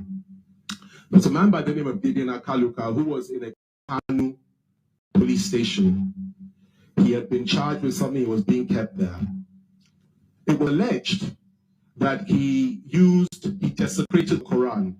I won't go further than that he desecrated the Quran. And the response of those that organized his murder was this. They mobilized the crowd. They stormed the police station. They dragged him out. They cut off his head. And by the way, they filmed all this. This was all filmed. It was released. It's something that was viewed by millions of Nigerians at the time on television. They put his head on a pole and they paraded it and started screaming and shouting and rejoicing at the fact that they had done this. And his crime was that somehow or other, they alleged that he had desecrated the Quran. The country was in a state of utter shock. This sort of thing had never happened. It had never been so graphic, and people had not rejoiced about it as much as they did at that time. And of course, these things are not often filmed. This one was filmed. And the people that filmed it were happy to allow the whole of Nigeria to see what they had done. Now, the result of it was this. General Sani Abacha rose to the occasion, and they established the fact that 9 people had organized this horrific act. There were 9 of them. All 9 of them had recently returned from the Sudan. All 9 of them had trained there. All 9 of them were committed to establishing an Islamic fundamentalist state in this country. And all 9 of them were ready to employ violence in order to achieve their objectives. Are you listening to that? Now, all 9 of them were trained in Sudan. All 9 of them returned to Nigeria. Sanusi was one of them. And before this man, Femi Fani-Kayode, started talking here, you hear him mention Osama bin Laden. Right? He talked about Islamic fundamentalists. Today, out of frustration, because of the policy of Fulani, this same man is supporting a fundamentalist, a Fulani Shetima, the running mate of Tinubu, who have the same ideology with Sanusi Lamido. The same man who formed and funded Boko Haram. The same man whose Boko Haram leader was found in his house. This same man who is telling you now that the fundamentalists, they came from Sudan, and to him, he don't support them today, out of frustration. Because the Nigeria is designed for you to be as foolish as anything. No matter how educated you are, once you are in Nigeria soil, you will become like Femi Fani-Kayode. Once you are in Nigerian soil, many people, you will be useless. Your integrity will be rubbished. You will be struggling to survive. You must serve Fulani, lick their ass before you can be anything in Nigeria. Femi Fani-Kayode is a very good example, because that is not different from what he's saying now than the person he is supporting, who is a running mate to Tinubu. All of them are the same. In fact, Shetima is even more dangerous now than Sanusi Lamido. Because Shetima is the one who founded, one of the founding father of Boko Haram today. And he's very proud of it. He even, they now masterminded the Muslim ticket. This same Femi Fani-Kayode left APC because he felt that what he saw was very dangerous. And he said, if we do not stop these people, they're going to kill other people in the north. And after killing them, they will come to south and kill us. What have changed in Femi Fani-Kayode is frustration. And the Nigeria designed it. The Fulani designed the system to be like that. You know, I want to tell you one secret today that some of you don't know. Politician in Nigeria is, politics in Nigeria is career. Politics in Nigeria is career. Just like some people made Biafra struggle a career. Politics in Nigeria is a career. And once you are not in politics, once your political party is not the ruling party in your locality, in your place, and you do not have the connection to the leadership of a political party, you become desperate and you can do anything. That is what Femi Fani-Kayode is doing today, because he is not part of the ruling party. And once you are not part of the ruling party, you begin to eat the money you embezzled before. Once that money is gone, you are desperate to do anything. You become poor. You can be gallivanting and all that, but you are poor. You don't have any authority, you don't have nothing, and power is what they need in Nigeria. You cannot survive and maintain your status quo without having some commanding some kind of power. The same thing is happening to Biafra struggle. The people that we chase away and expel, the criminals, killers that were expelled, that have killed our men, just to make sure they control anybody that comes and do something, they kill, until now they are no more in control of anything. So do you know what they do? They do everything. They do everything. When Simon Ekpa give advice, they say Simon Ekpa want to kill. When somebody steal car, they say it's Simon Ekpa boys. They carry gun, give to people. They bring them together. They start shouting, "Are you working for Simon Ekpa?" Anybody that do anything, they say Simon Ekpa. They go and organize boys themselves, and they say, "You say you are working with Simon Ekpa." People die. They say Simon Ekpa. People have accident. They say Simon Ekpa. They become desperate, because you have removed the food from their table. They have no job other than this Biafra struggle. And that is why every time you see that, they say you are contributing money to Simon Ekpa, because that is what they did. And now they say Simon Ekpa threatened to kill Mazi Nnamdi Kanu's wife. That is what they are planning. Anything you see these people accuse anybody of doing is what they are planning. And that is why she must be very, very careful about these people. They give poison anyhow. I am telling you today, from my experience so far, anytime they accuse you of something, they have done it. It is either that thing they're accusing you of is what they have done, or they are planning to do it.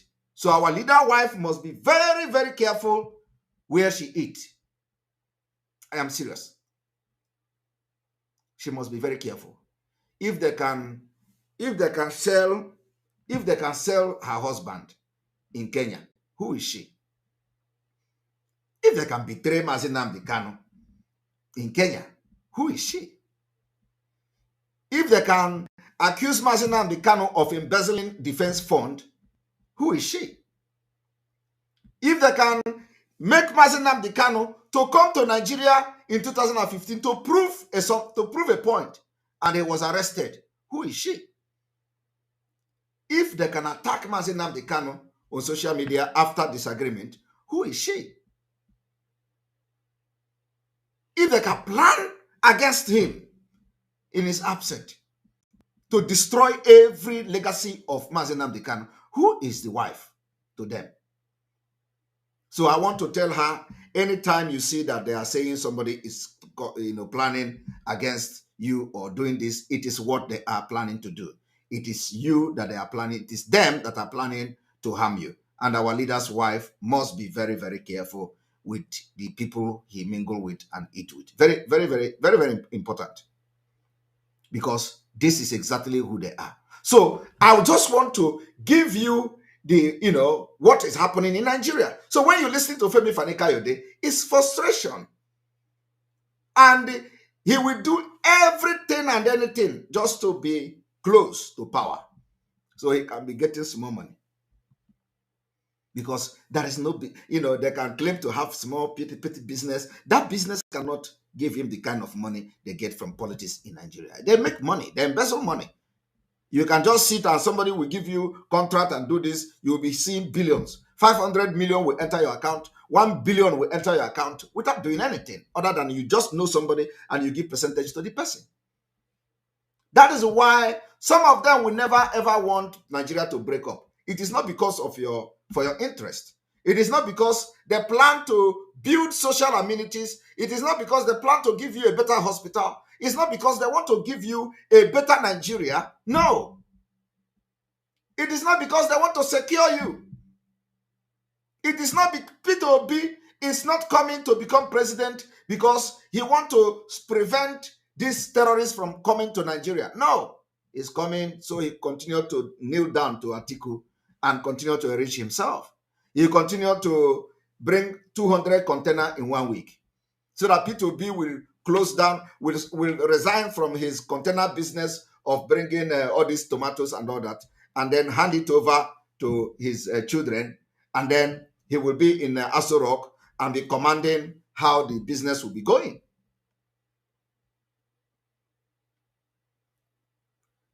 So this is the thing we know. So how do you think you are going to convince somebody like me to talk about Nigeria? It is not possible. Because there is nothing you can talk about today I don't know in Nigeria. I read Nigeria like a book. I was talking with some people don't even know. How do, I would tell them, do you know this? Do you know this? How do you know all these things? They ask me. And these are people who claim they know Nigeria. They don't know nothing. We study Nigeria. For you to be successful in this particular struggle like this, you must know the people you are fighting. You must know the system you are fighting. That is why I am winning these people, beating them with point blank, beating them blue black. Because any move Nigeria make, I know them. I know what they are intended to do. And I also know these criminals in IPOB. So any move they make, I already know what they want to do. Before I joined, I studied them. That is why none of them know anything about me. None of them. They don't know. Nobody know me. They don't know anything about me because I know who they are. Ask them today, come and expose Simon Ekpa. For 1 year, nobody has been able to expose Simon Ekpa because there is nothing to expose. For 1 good year, the only thing you know is my face, my name, everything. You don't know me because I know these criminals very well. Only thing they will do is to come on social media. We are going to expose him. We are going to expose him. Come and expose me. I have teared all of you apart. I have destroyed all your criminality. Yet you have not exposed me. And when I came to advise our leader's wife, it's because I know that is the question that I'm going to ask her. They're going to ask her a question. And at the end of the day, they are going to use that question against her. Or they are going to use the answer she's going to give against her. You can imagine. You know, she have not even appeared in Radio Biafra. They are already lying. They are already concocting because the main agenda of these criminals is to bring our leader's wife to Radio Biafra, and they begin to ask, how is Kanu Takano? Is Kanu Takano your in-law? You know, how did they treat you? They didn't. We understand that you know, none of them have sent you congratulatory message for your birthday. We understand that you know, they are abusing you. We understand that you know, you people are not talking. We understand all those nonsense. Or are they going to invite, you know, what they are inviting her is to come and talk and say, oh, you know, some of them, after we busted them, they say, oh, she's coming to encourage Biafrans to continue, encourage Biafra. I don't know. Encourage them. Who is she encouraging? Encouraging them for not obeying Mazi Nnamdi Kanu's order. Encouraging them for trying to destroy the legacy of Mazi Nnamdi Kanu. Encouraging them for tearing the family apart. I don't understand. So, you know, of course, even this one I'm saying now is going to give her some kind of direction. Because, you know, left for me, she shouldn't even come out to talk. Let her stay silent. Highest, people will complain, which they have been complaining. In fact, people are even tired. Those who complain, they are tired. She should just remain silent. Because what is happening have actually exposed a lot of things that her silence is golden. Her silence is golden. I am telling you. So what is she coming to say? She's coming to say, oh, you people must continue. Continue what? Continue the destruction? Continue the division? Continue the blackmail and slandering of people? Continue to fight the family of Mazi Nnamdi Kanu? Because, you know, when you come to encourage on Radio Biafra, to encourage them on Radio Biafra to continue. What are they continuing? You know, because I read one of the Irat, the sewage rat, when they are trying, because we busted them, we have destroyed their plan. I am telling you the fact. Tomorrow we come, you are going to hear our leader's wife speak, if she go there. So, you know, and they say she wants to encourage Biafrans. Why would she encourage Biafra? Who is the Biafra she's going to be encouraging? Encouraging the Radio Biafra to continue to blackmail the siblings of our leader. And, you know, I don't talk to them. I don't talk to them. I don't talk to Kanu Takano since they use him to fight me. He even posted and tagged the EU that Simon Ekpa is the one killing people in Biafra land. Did you not see it? But when it comes to protecting our leader, I know what to do. It doesn't matter. when the Kanu Takano posted and tagged the UN and tagged the European and tagged Finland, arrest Simon Ekpa. He's the one killing people. Did he remove anything from me? Am I not here? But now, there is time they want to scatter our leader's wife. I step in. irrespective of what all these non-entities are doing. I have done what makes me loyal to Mazi Nnamdi Kanu. So if she come to say, you people should continue what you are doing, I am encouraging you to continue, she must be very specific. Because if she did that, it means that she's also encouraging the attack against the siblings of Mazi Nnamdi Kanu. What I'm doing now is a vision. It's like a prophecy. I am telling you, it's a prophecy. The silent for 15 months is golden. She should maintain that silent.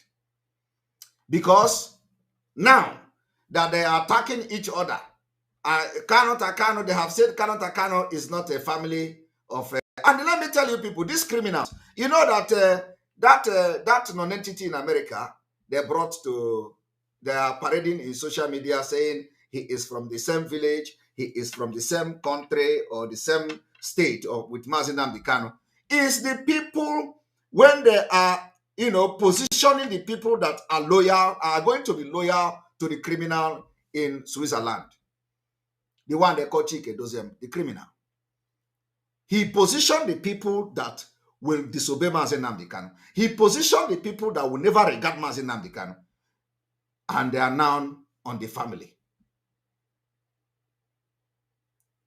After he has appointed them in America, appointed them in United Kingdom, all of them, the time has come to wage war against the family. And they are doing it perfectly well. So now they tell you it's not. If Kanu Takano, what is the business of Kanu Takano being a brother of Mazi Nnamdi Kanu and not being a brother of Mazi? What business does he have to do with Biafra struggle? What business does it have to do with Biafra struggle? It is a preparation to bring tearing apart of the family. I am telling you today, it does not matter the kind of attack they gave me, even the family. It does not matter the kind of blackmail, they including those in Germany. Today, they are still looking for something to use to blackmail me. But I know myself. They can blackmail me. I will take it. They can let me continue to be the center of attention. Let Simon Ekpa continue, because this blackmail is promoting me. I have come to know that. But let them not go into the family of our leader. Especially, when let me tell you people, if they continue to talk about Kanu Takano, talk about Emmanuel Okano, talk about he's not a blood brother, I will not talk. I will never speak. But I know what they are looking for. Bringing the leader wife. And they will be asking questions because it is now they know they come and they validate us. Come and validate us. And the one thing is that, they are not even going to, even when our leader's wife is not going to say something, they will twist that thing. The one she said, they will twist it to be something else. The people that doesn't have shame, that is what I am trying to prevent. And I said, if she can come and talk about autopilot, speak against autopilot, that we are doing something that is not good, let her come and talk. If you want to talk about Simon Ekpa, that Simon Ekpa is doing something contrary to what the husband, which is our leader, have done in the past, let her come and talk. I will take it. But don't discuss your family. Don't discuss your family, because they are looking for a way to tear you apart. And they will use it after 3 months. Everything you say will be twisted. That is why I said, do not answer any question about your family. Now I am saying this thing, I'm not protecting Kanu Takano. I don't have anything, I'm not protecting Emmanuel Okano. I know a lot of people will be surprised. But this is what is right that I'm doing here.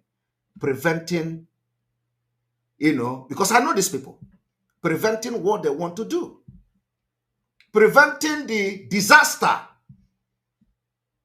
because they know that the money is not coming to them anymore. And they are not happy with Mazi Nnamdi Kanu. Some of the decisions he made, they are not happy. Some of the decisions Mazi Nnamdi Kanu made is haunting them. They are not happy. So I want you people to, why I'm saying this story is that I want you to understand what frustration can cause people to do. Frustration made Femi Fani-Kayode to go back and embrace terrorists in the name of Shetima.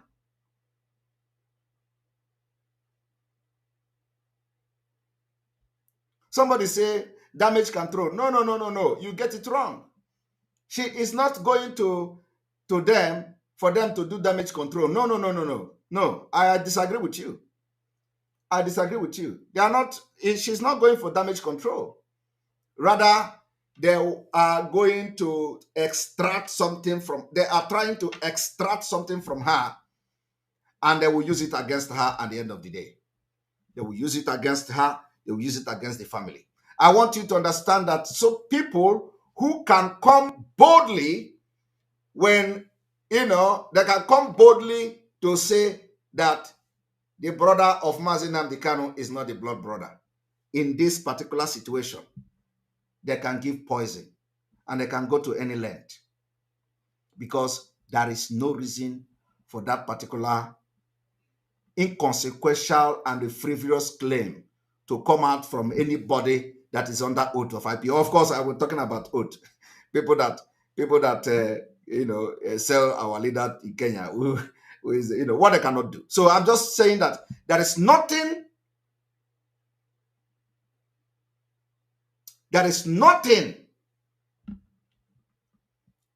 that they cannot do.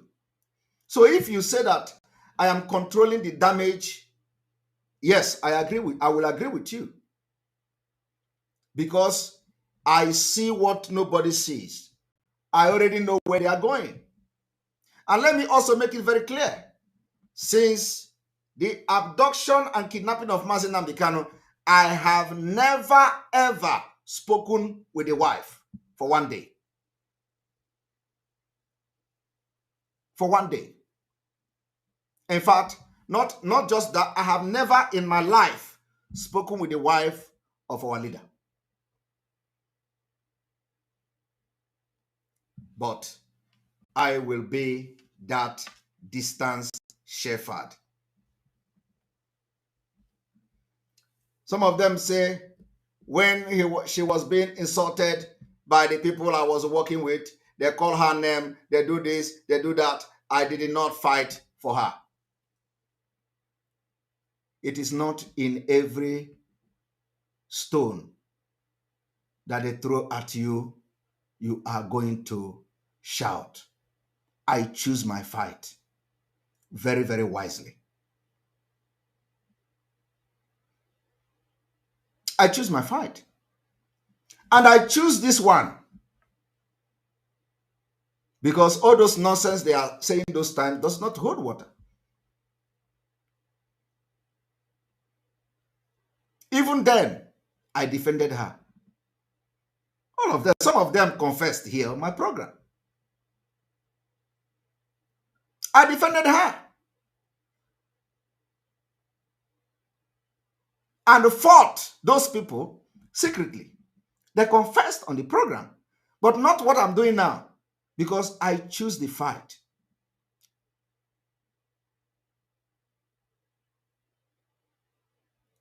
I don't fight and pick fight anyhow. I fight important fight. So what I'm doing now is a preventive measure.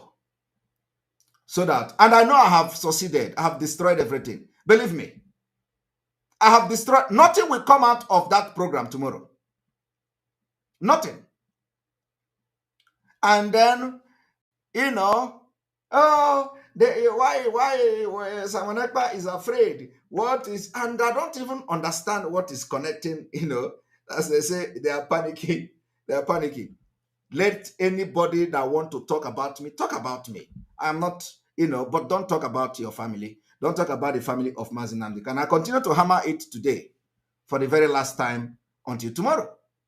Do not talk or discuss about the siblings of our leader. Don't discuss about them. Let us be the one to discuss them.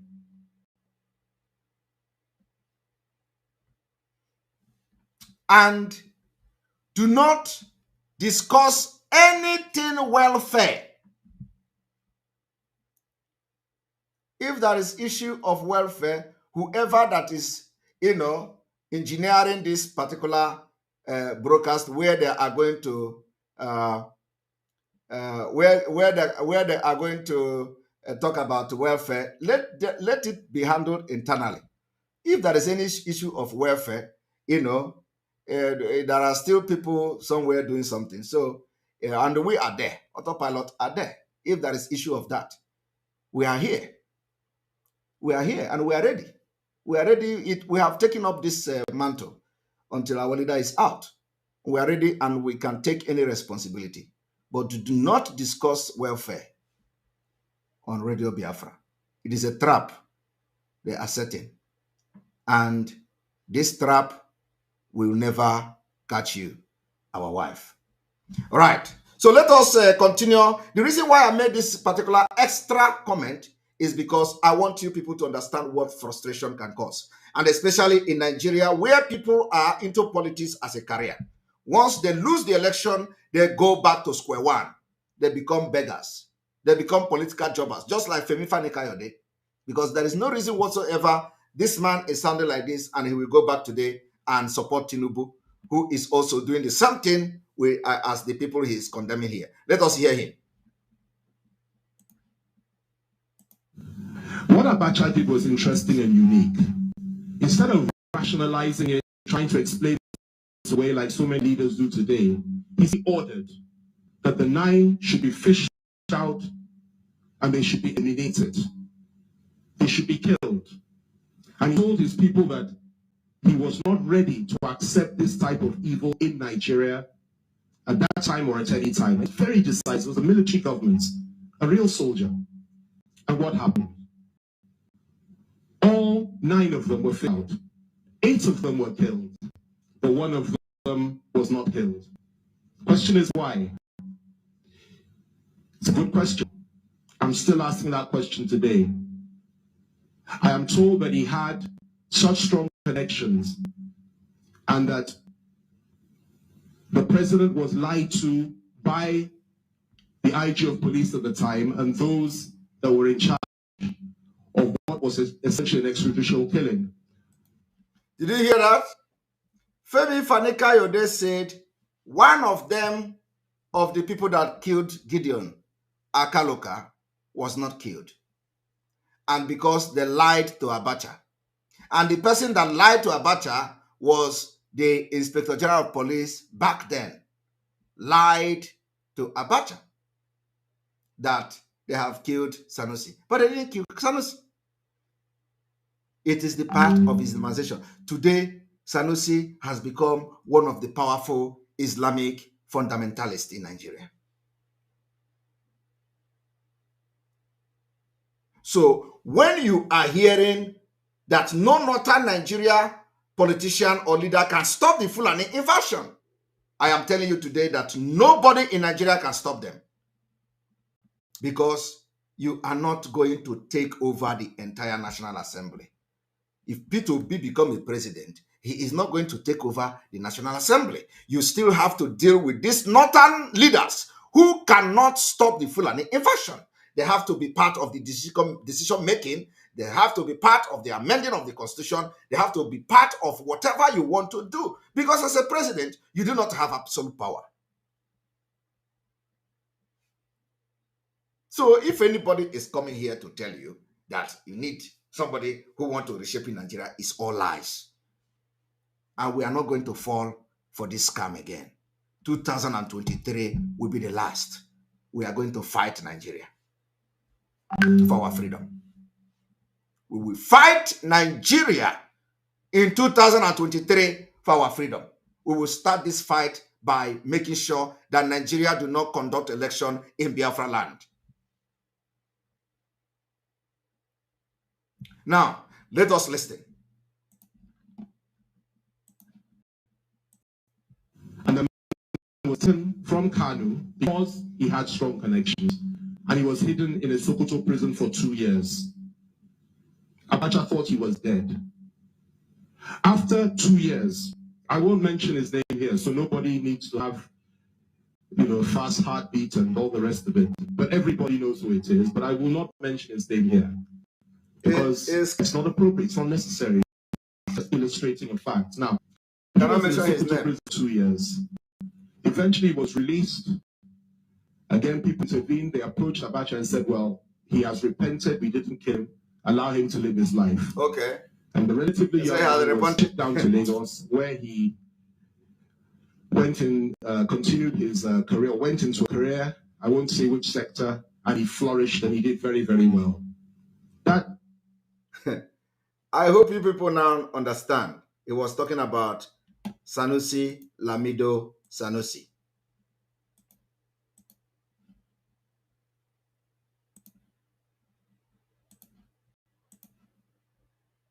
Forget about all the pretensions. Nobody from the north has the capacity to stop the Fulani insurgency. And because of that insurgency, and the fact that none of them have spoken about it or against it, let us save the country. Nigeria should come first, my brother. Persons, people don't matter. The country should come first. Nigeria is more important than anything else.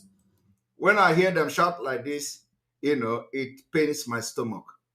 He said nobody can stop the insurgency from the north. So who are going to occupy the National Assembly? Is he planning to have a Sultanized National Assembly? Or is he going to select, the robot from the northern Nigeria to be the majority of the people at the National Assembly? So how is he going to do that? You see, when you listen to these educated people talk sometimes, you just get irritated. Ask them, how do you want to change this Nigeria? They can't answer you. We want Nigeria is bigger, Nigeria is this, Nigeria is that, Nigeria is that. How will you do that? Because whatever you do, it comes from the National Assembly. And if actually nobody can stop the Fulani insurgency from the north, you have the northern vice president coming. Let us even, assume that. So how will you now fight when you already know that nobody in the north? Are you exempting this nobody to be the vice president of Obi? Or are you exempting nobody to be all the members of the National Assembly from the northern Nigeria? The people that have fought for over 50 years to be where they are today, from killing Gideon Akaluka, protecting Islamic doctrine till today, they have in fact, now it is even more defined. Abacha killed them. Abacha killed the people who killed Gideon Akaluka. But have the president killed the people that killed Deborah today? The answer is no. In fact, now it is no longer, that time, 1994, the situation was even better because Abacha killed some people. Today, they are no longer killing. Today, the presidential aspirant, the presidency, are hailing the people killing for blasphemy. After how many years? From 1994 to 2022, nobody is killing anybody for killing people for blasphemy. Now, they are hailing it. Now, the Atiku Abubakar, who is running to become a president of Nigeria, is now coming to social media to support the killing for blasphemy. Are you going forward or going backward? So how are you going to do that? And this article that is supporting the blasphemy, Peter Obi is bowing down for him after he has supported killing of blasphemy, killing of Deborah. Peter Obi is not even feeling ashamed to bow down to a man who openly supports the killing for blasphemy. An Islamic fundamentalist, every Fulani want to take over Nigeria and turn it into an Islamic state. So who, because I don't know, this man may be talking about Atiku even, because I don't know whether he's a PDP man. Because the way he's speaking is talking about maybe he's a PDP man, so I don't even understand. So how can this man, differentiate who is going to stop the insurgency, which is the primary purpose of this insurgency, is to take over Nigeria and turn Nigeria into Fulani state and Fulani nation and Islamic state. So what exactly is he talking about? Let us continue. Let's think about Nigeria. When Nigeria in Benue, in Taraba, in Plateau, these are nuns. Why should there be IDP camps and foreigners live in their villages? Why should we do that and people keep quiet? Please think about Nigeria first, not about private people who seek power for themselves. It is time for us to look to Nigeria. The governors I met in Lagos, Enugu, and Asaba are Nigerians of different diverse ethnicities, plus the voice of Governor Otom, who came to represent the indigenous people of northern Nigeria. This is how we look at it. It is the whole of the country against the Miyat Allah. That's what we're doing. Where then is the place of merit if you're looking for a presidential candidate, someone who can pull Nigeria out from the place you said we are right now? Are we not supposed to be looking at merits? Well, you've heard what elder statesmen like President Babangida, former President Obasanjo, they all said, look for a young person who understands economics, people with proven records of administrative service. And we can find a lot of those young people across southern Nigeria. I don't think that's a big issue. So trying to get frightened about the numbers fraud conquered by Buhari.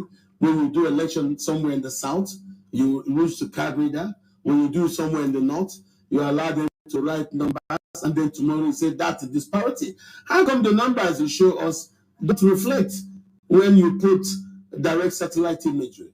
It don't reflect in school enrollment. They don't reflect in VAT payment. They don't reflect in economic activity. They don't reflect in anything, except when you do it fraudulently and then you use INEC, whatever you have, to then impose those things, and after some time you start saying it's true. If you look at the equator, right from Timbuktu stretching down to Somalia, Nigeria is the only place. The army told us more people live in the desert areas than where you have water. It's a fraud. And of course, President Buhari's government is deceitful. President Buhari is fundamentally dishonest. And that's why nothing about his government should be believed by anybody. We, the PDP, we're actually trying to move the country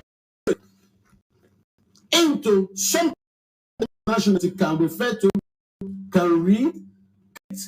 He has not destroyed it. Look at it. All right. He said he's a PDP. So as you can see, and he said nobody from northern Nigeria will stop the Fulani insurgency. So, and Atiku is running. Atiku is running. And I've just told you that Atiku is also an Islamic fundamentalist. So the thing is that we can no longer take all this nonsense, this rubbish, this scam and fraud. It is going to end next year. And I want the people of Biafra all over the world to come out now to fund the liberation of Biafra. We will continue because no fund is ever enough until Biafra is declared and defended. So, and so you need money, you need fund. So we will continue to call on daily basis. If you think that we have now direction, for those of you who are thinking that, is it not election every time they say no election at the end of the day? We are never going to allow election to take place in Biafra territory. But for us to achieve that, you must be part of this movement.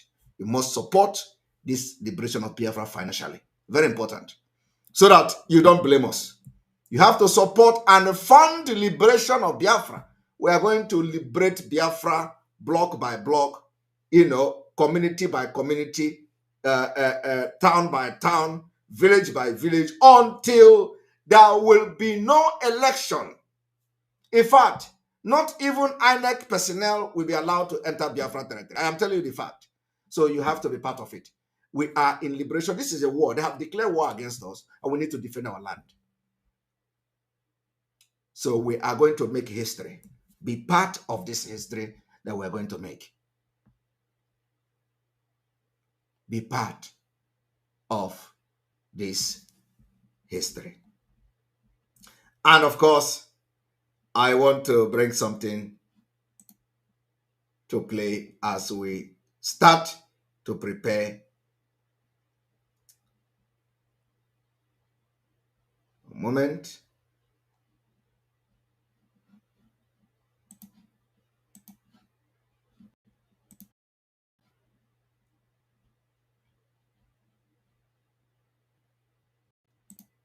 But first, a North Idaho family says that their mother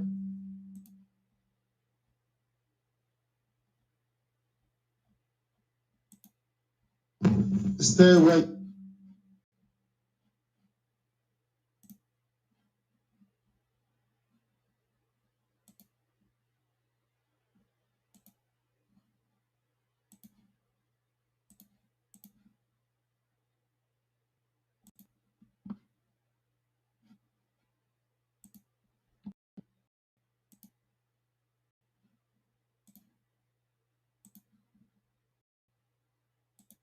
You mentioned Kosovo, is that correct? Yes. Where you mentioned, is that correct? Yes. Maybe you mentioned Albania, or maybe you are aware of Bosnia-Herzegovina. Do you know Bosnia? Yeah, Bosnia, Kosovo, and South Sudan. You said they went to United Nations, is that correct? Yes. And they got their freedom? Yes. Before they went to the United Nations, did they pick up arms to fight or not? They did. Thank you very much. That's what I want to know. Once you give us guns and weapons, stay in Kuwait, we'll fight at home. Listen, if you come now to beat me up and you keep beating me, if somebody is walking past, they will say, stop beating him. But if you beat me, I beat you back. When they come, they will say, what is the problem? What is the problem means that you can say your own part and I will say what happened. And somebody can judge. United Nations will not come to help Biafra until we get guns and bullets. Do you know that? Yes, but I think we have fought this struggle before now. It's not the same. Please, can you tell us? I will tell you why we did not succeed before, because of what you yourself just answered now. You said now that if this is only an Igbo cause, that it will not work. Is that what you said? Yes. Now we are bringing and taking everybody along. That is number one. And number two, we stopped fighting in 1970. We went to fight an all-out war, which is total warfare. And there's somebody from the Air Force who is here. Maybe he can help us out. We went to fight them. You shoot and we shoot back at you. The whole world ganged up. Britain especially. Britain knew they know what can do. And Britain, listen, people don't know the conspiracy against Biafra. The reason why Biafra has not come is because the likes of Britain don't want Biafra to emerge. If Biafra is standing strong today, every black person on this earth will be liberated. Do you hear what I said? Every black man, including Obama, will become free. But they don't want that. They ganged up against us and they killed our people. We should have continued. Both should have continued. The second army should have gone into the bush to continue guerrilla warfare. That was the greatest mistake of all. We went back to go and reintegrate. When I was talking to very heavy players, big men at UN, what they said to me is, but you stopped. That means that what you're fighting for is not worth dying for. If your freedom is not worth dying for, then the world cannot take you seriously.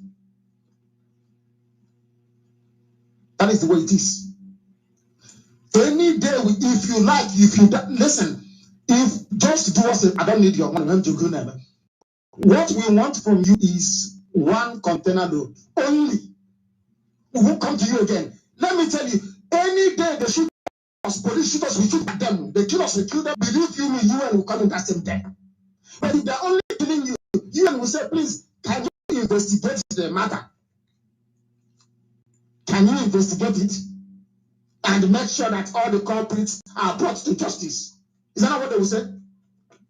But any day police kill us, we keep police back. They will say, please, what is the problem? What is going on? That time language is not the same. What is going on means they want to hear from the zoo, they want to hear from us. But if they come and kill us and they go scot-free, they will say to the zoo, please investigate and let us know. Every country you mentioned, the UN came in as we are fighting. For every year that we fought the war, Southern Sudan fought for 10 years. At a point, it became very, very clear to Sudanese that you must let this go. Because they're not going anywhere. They have fought for 30 years, they're not going anywhere. These are the things we need to understand. Hard enough. Biafra of the freedom fighters are going to the bush to continue guerrilla warfare. By now, Biafra will be a free country. But everybody went into buying and selling. You became very selfish. It's just about you and your son and your family. Which is why, go and ask people who are as old as we are, that grew up in the village and close to our father and our grandparents or uncles in the days. Ask them, since when did a man start saying,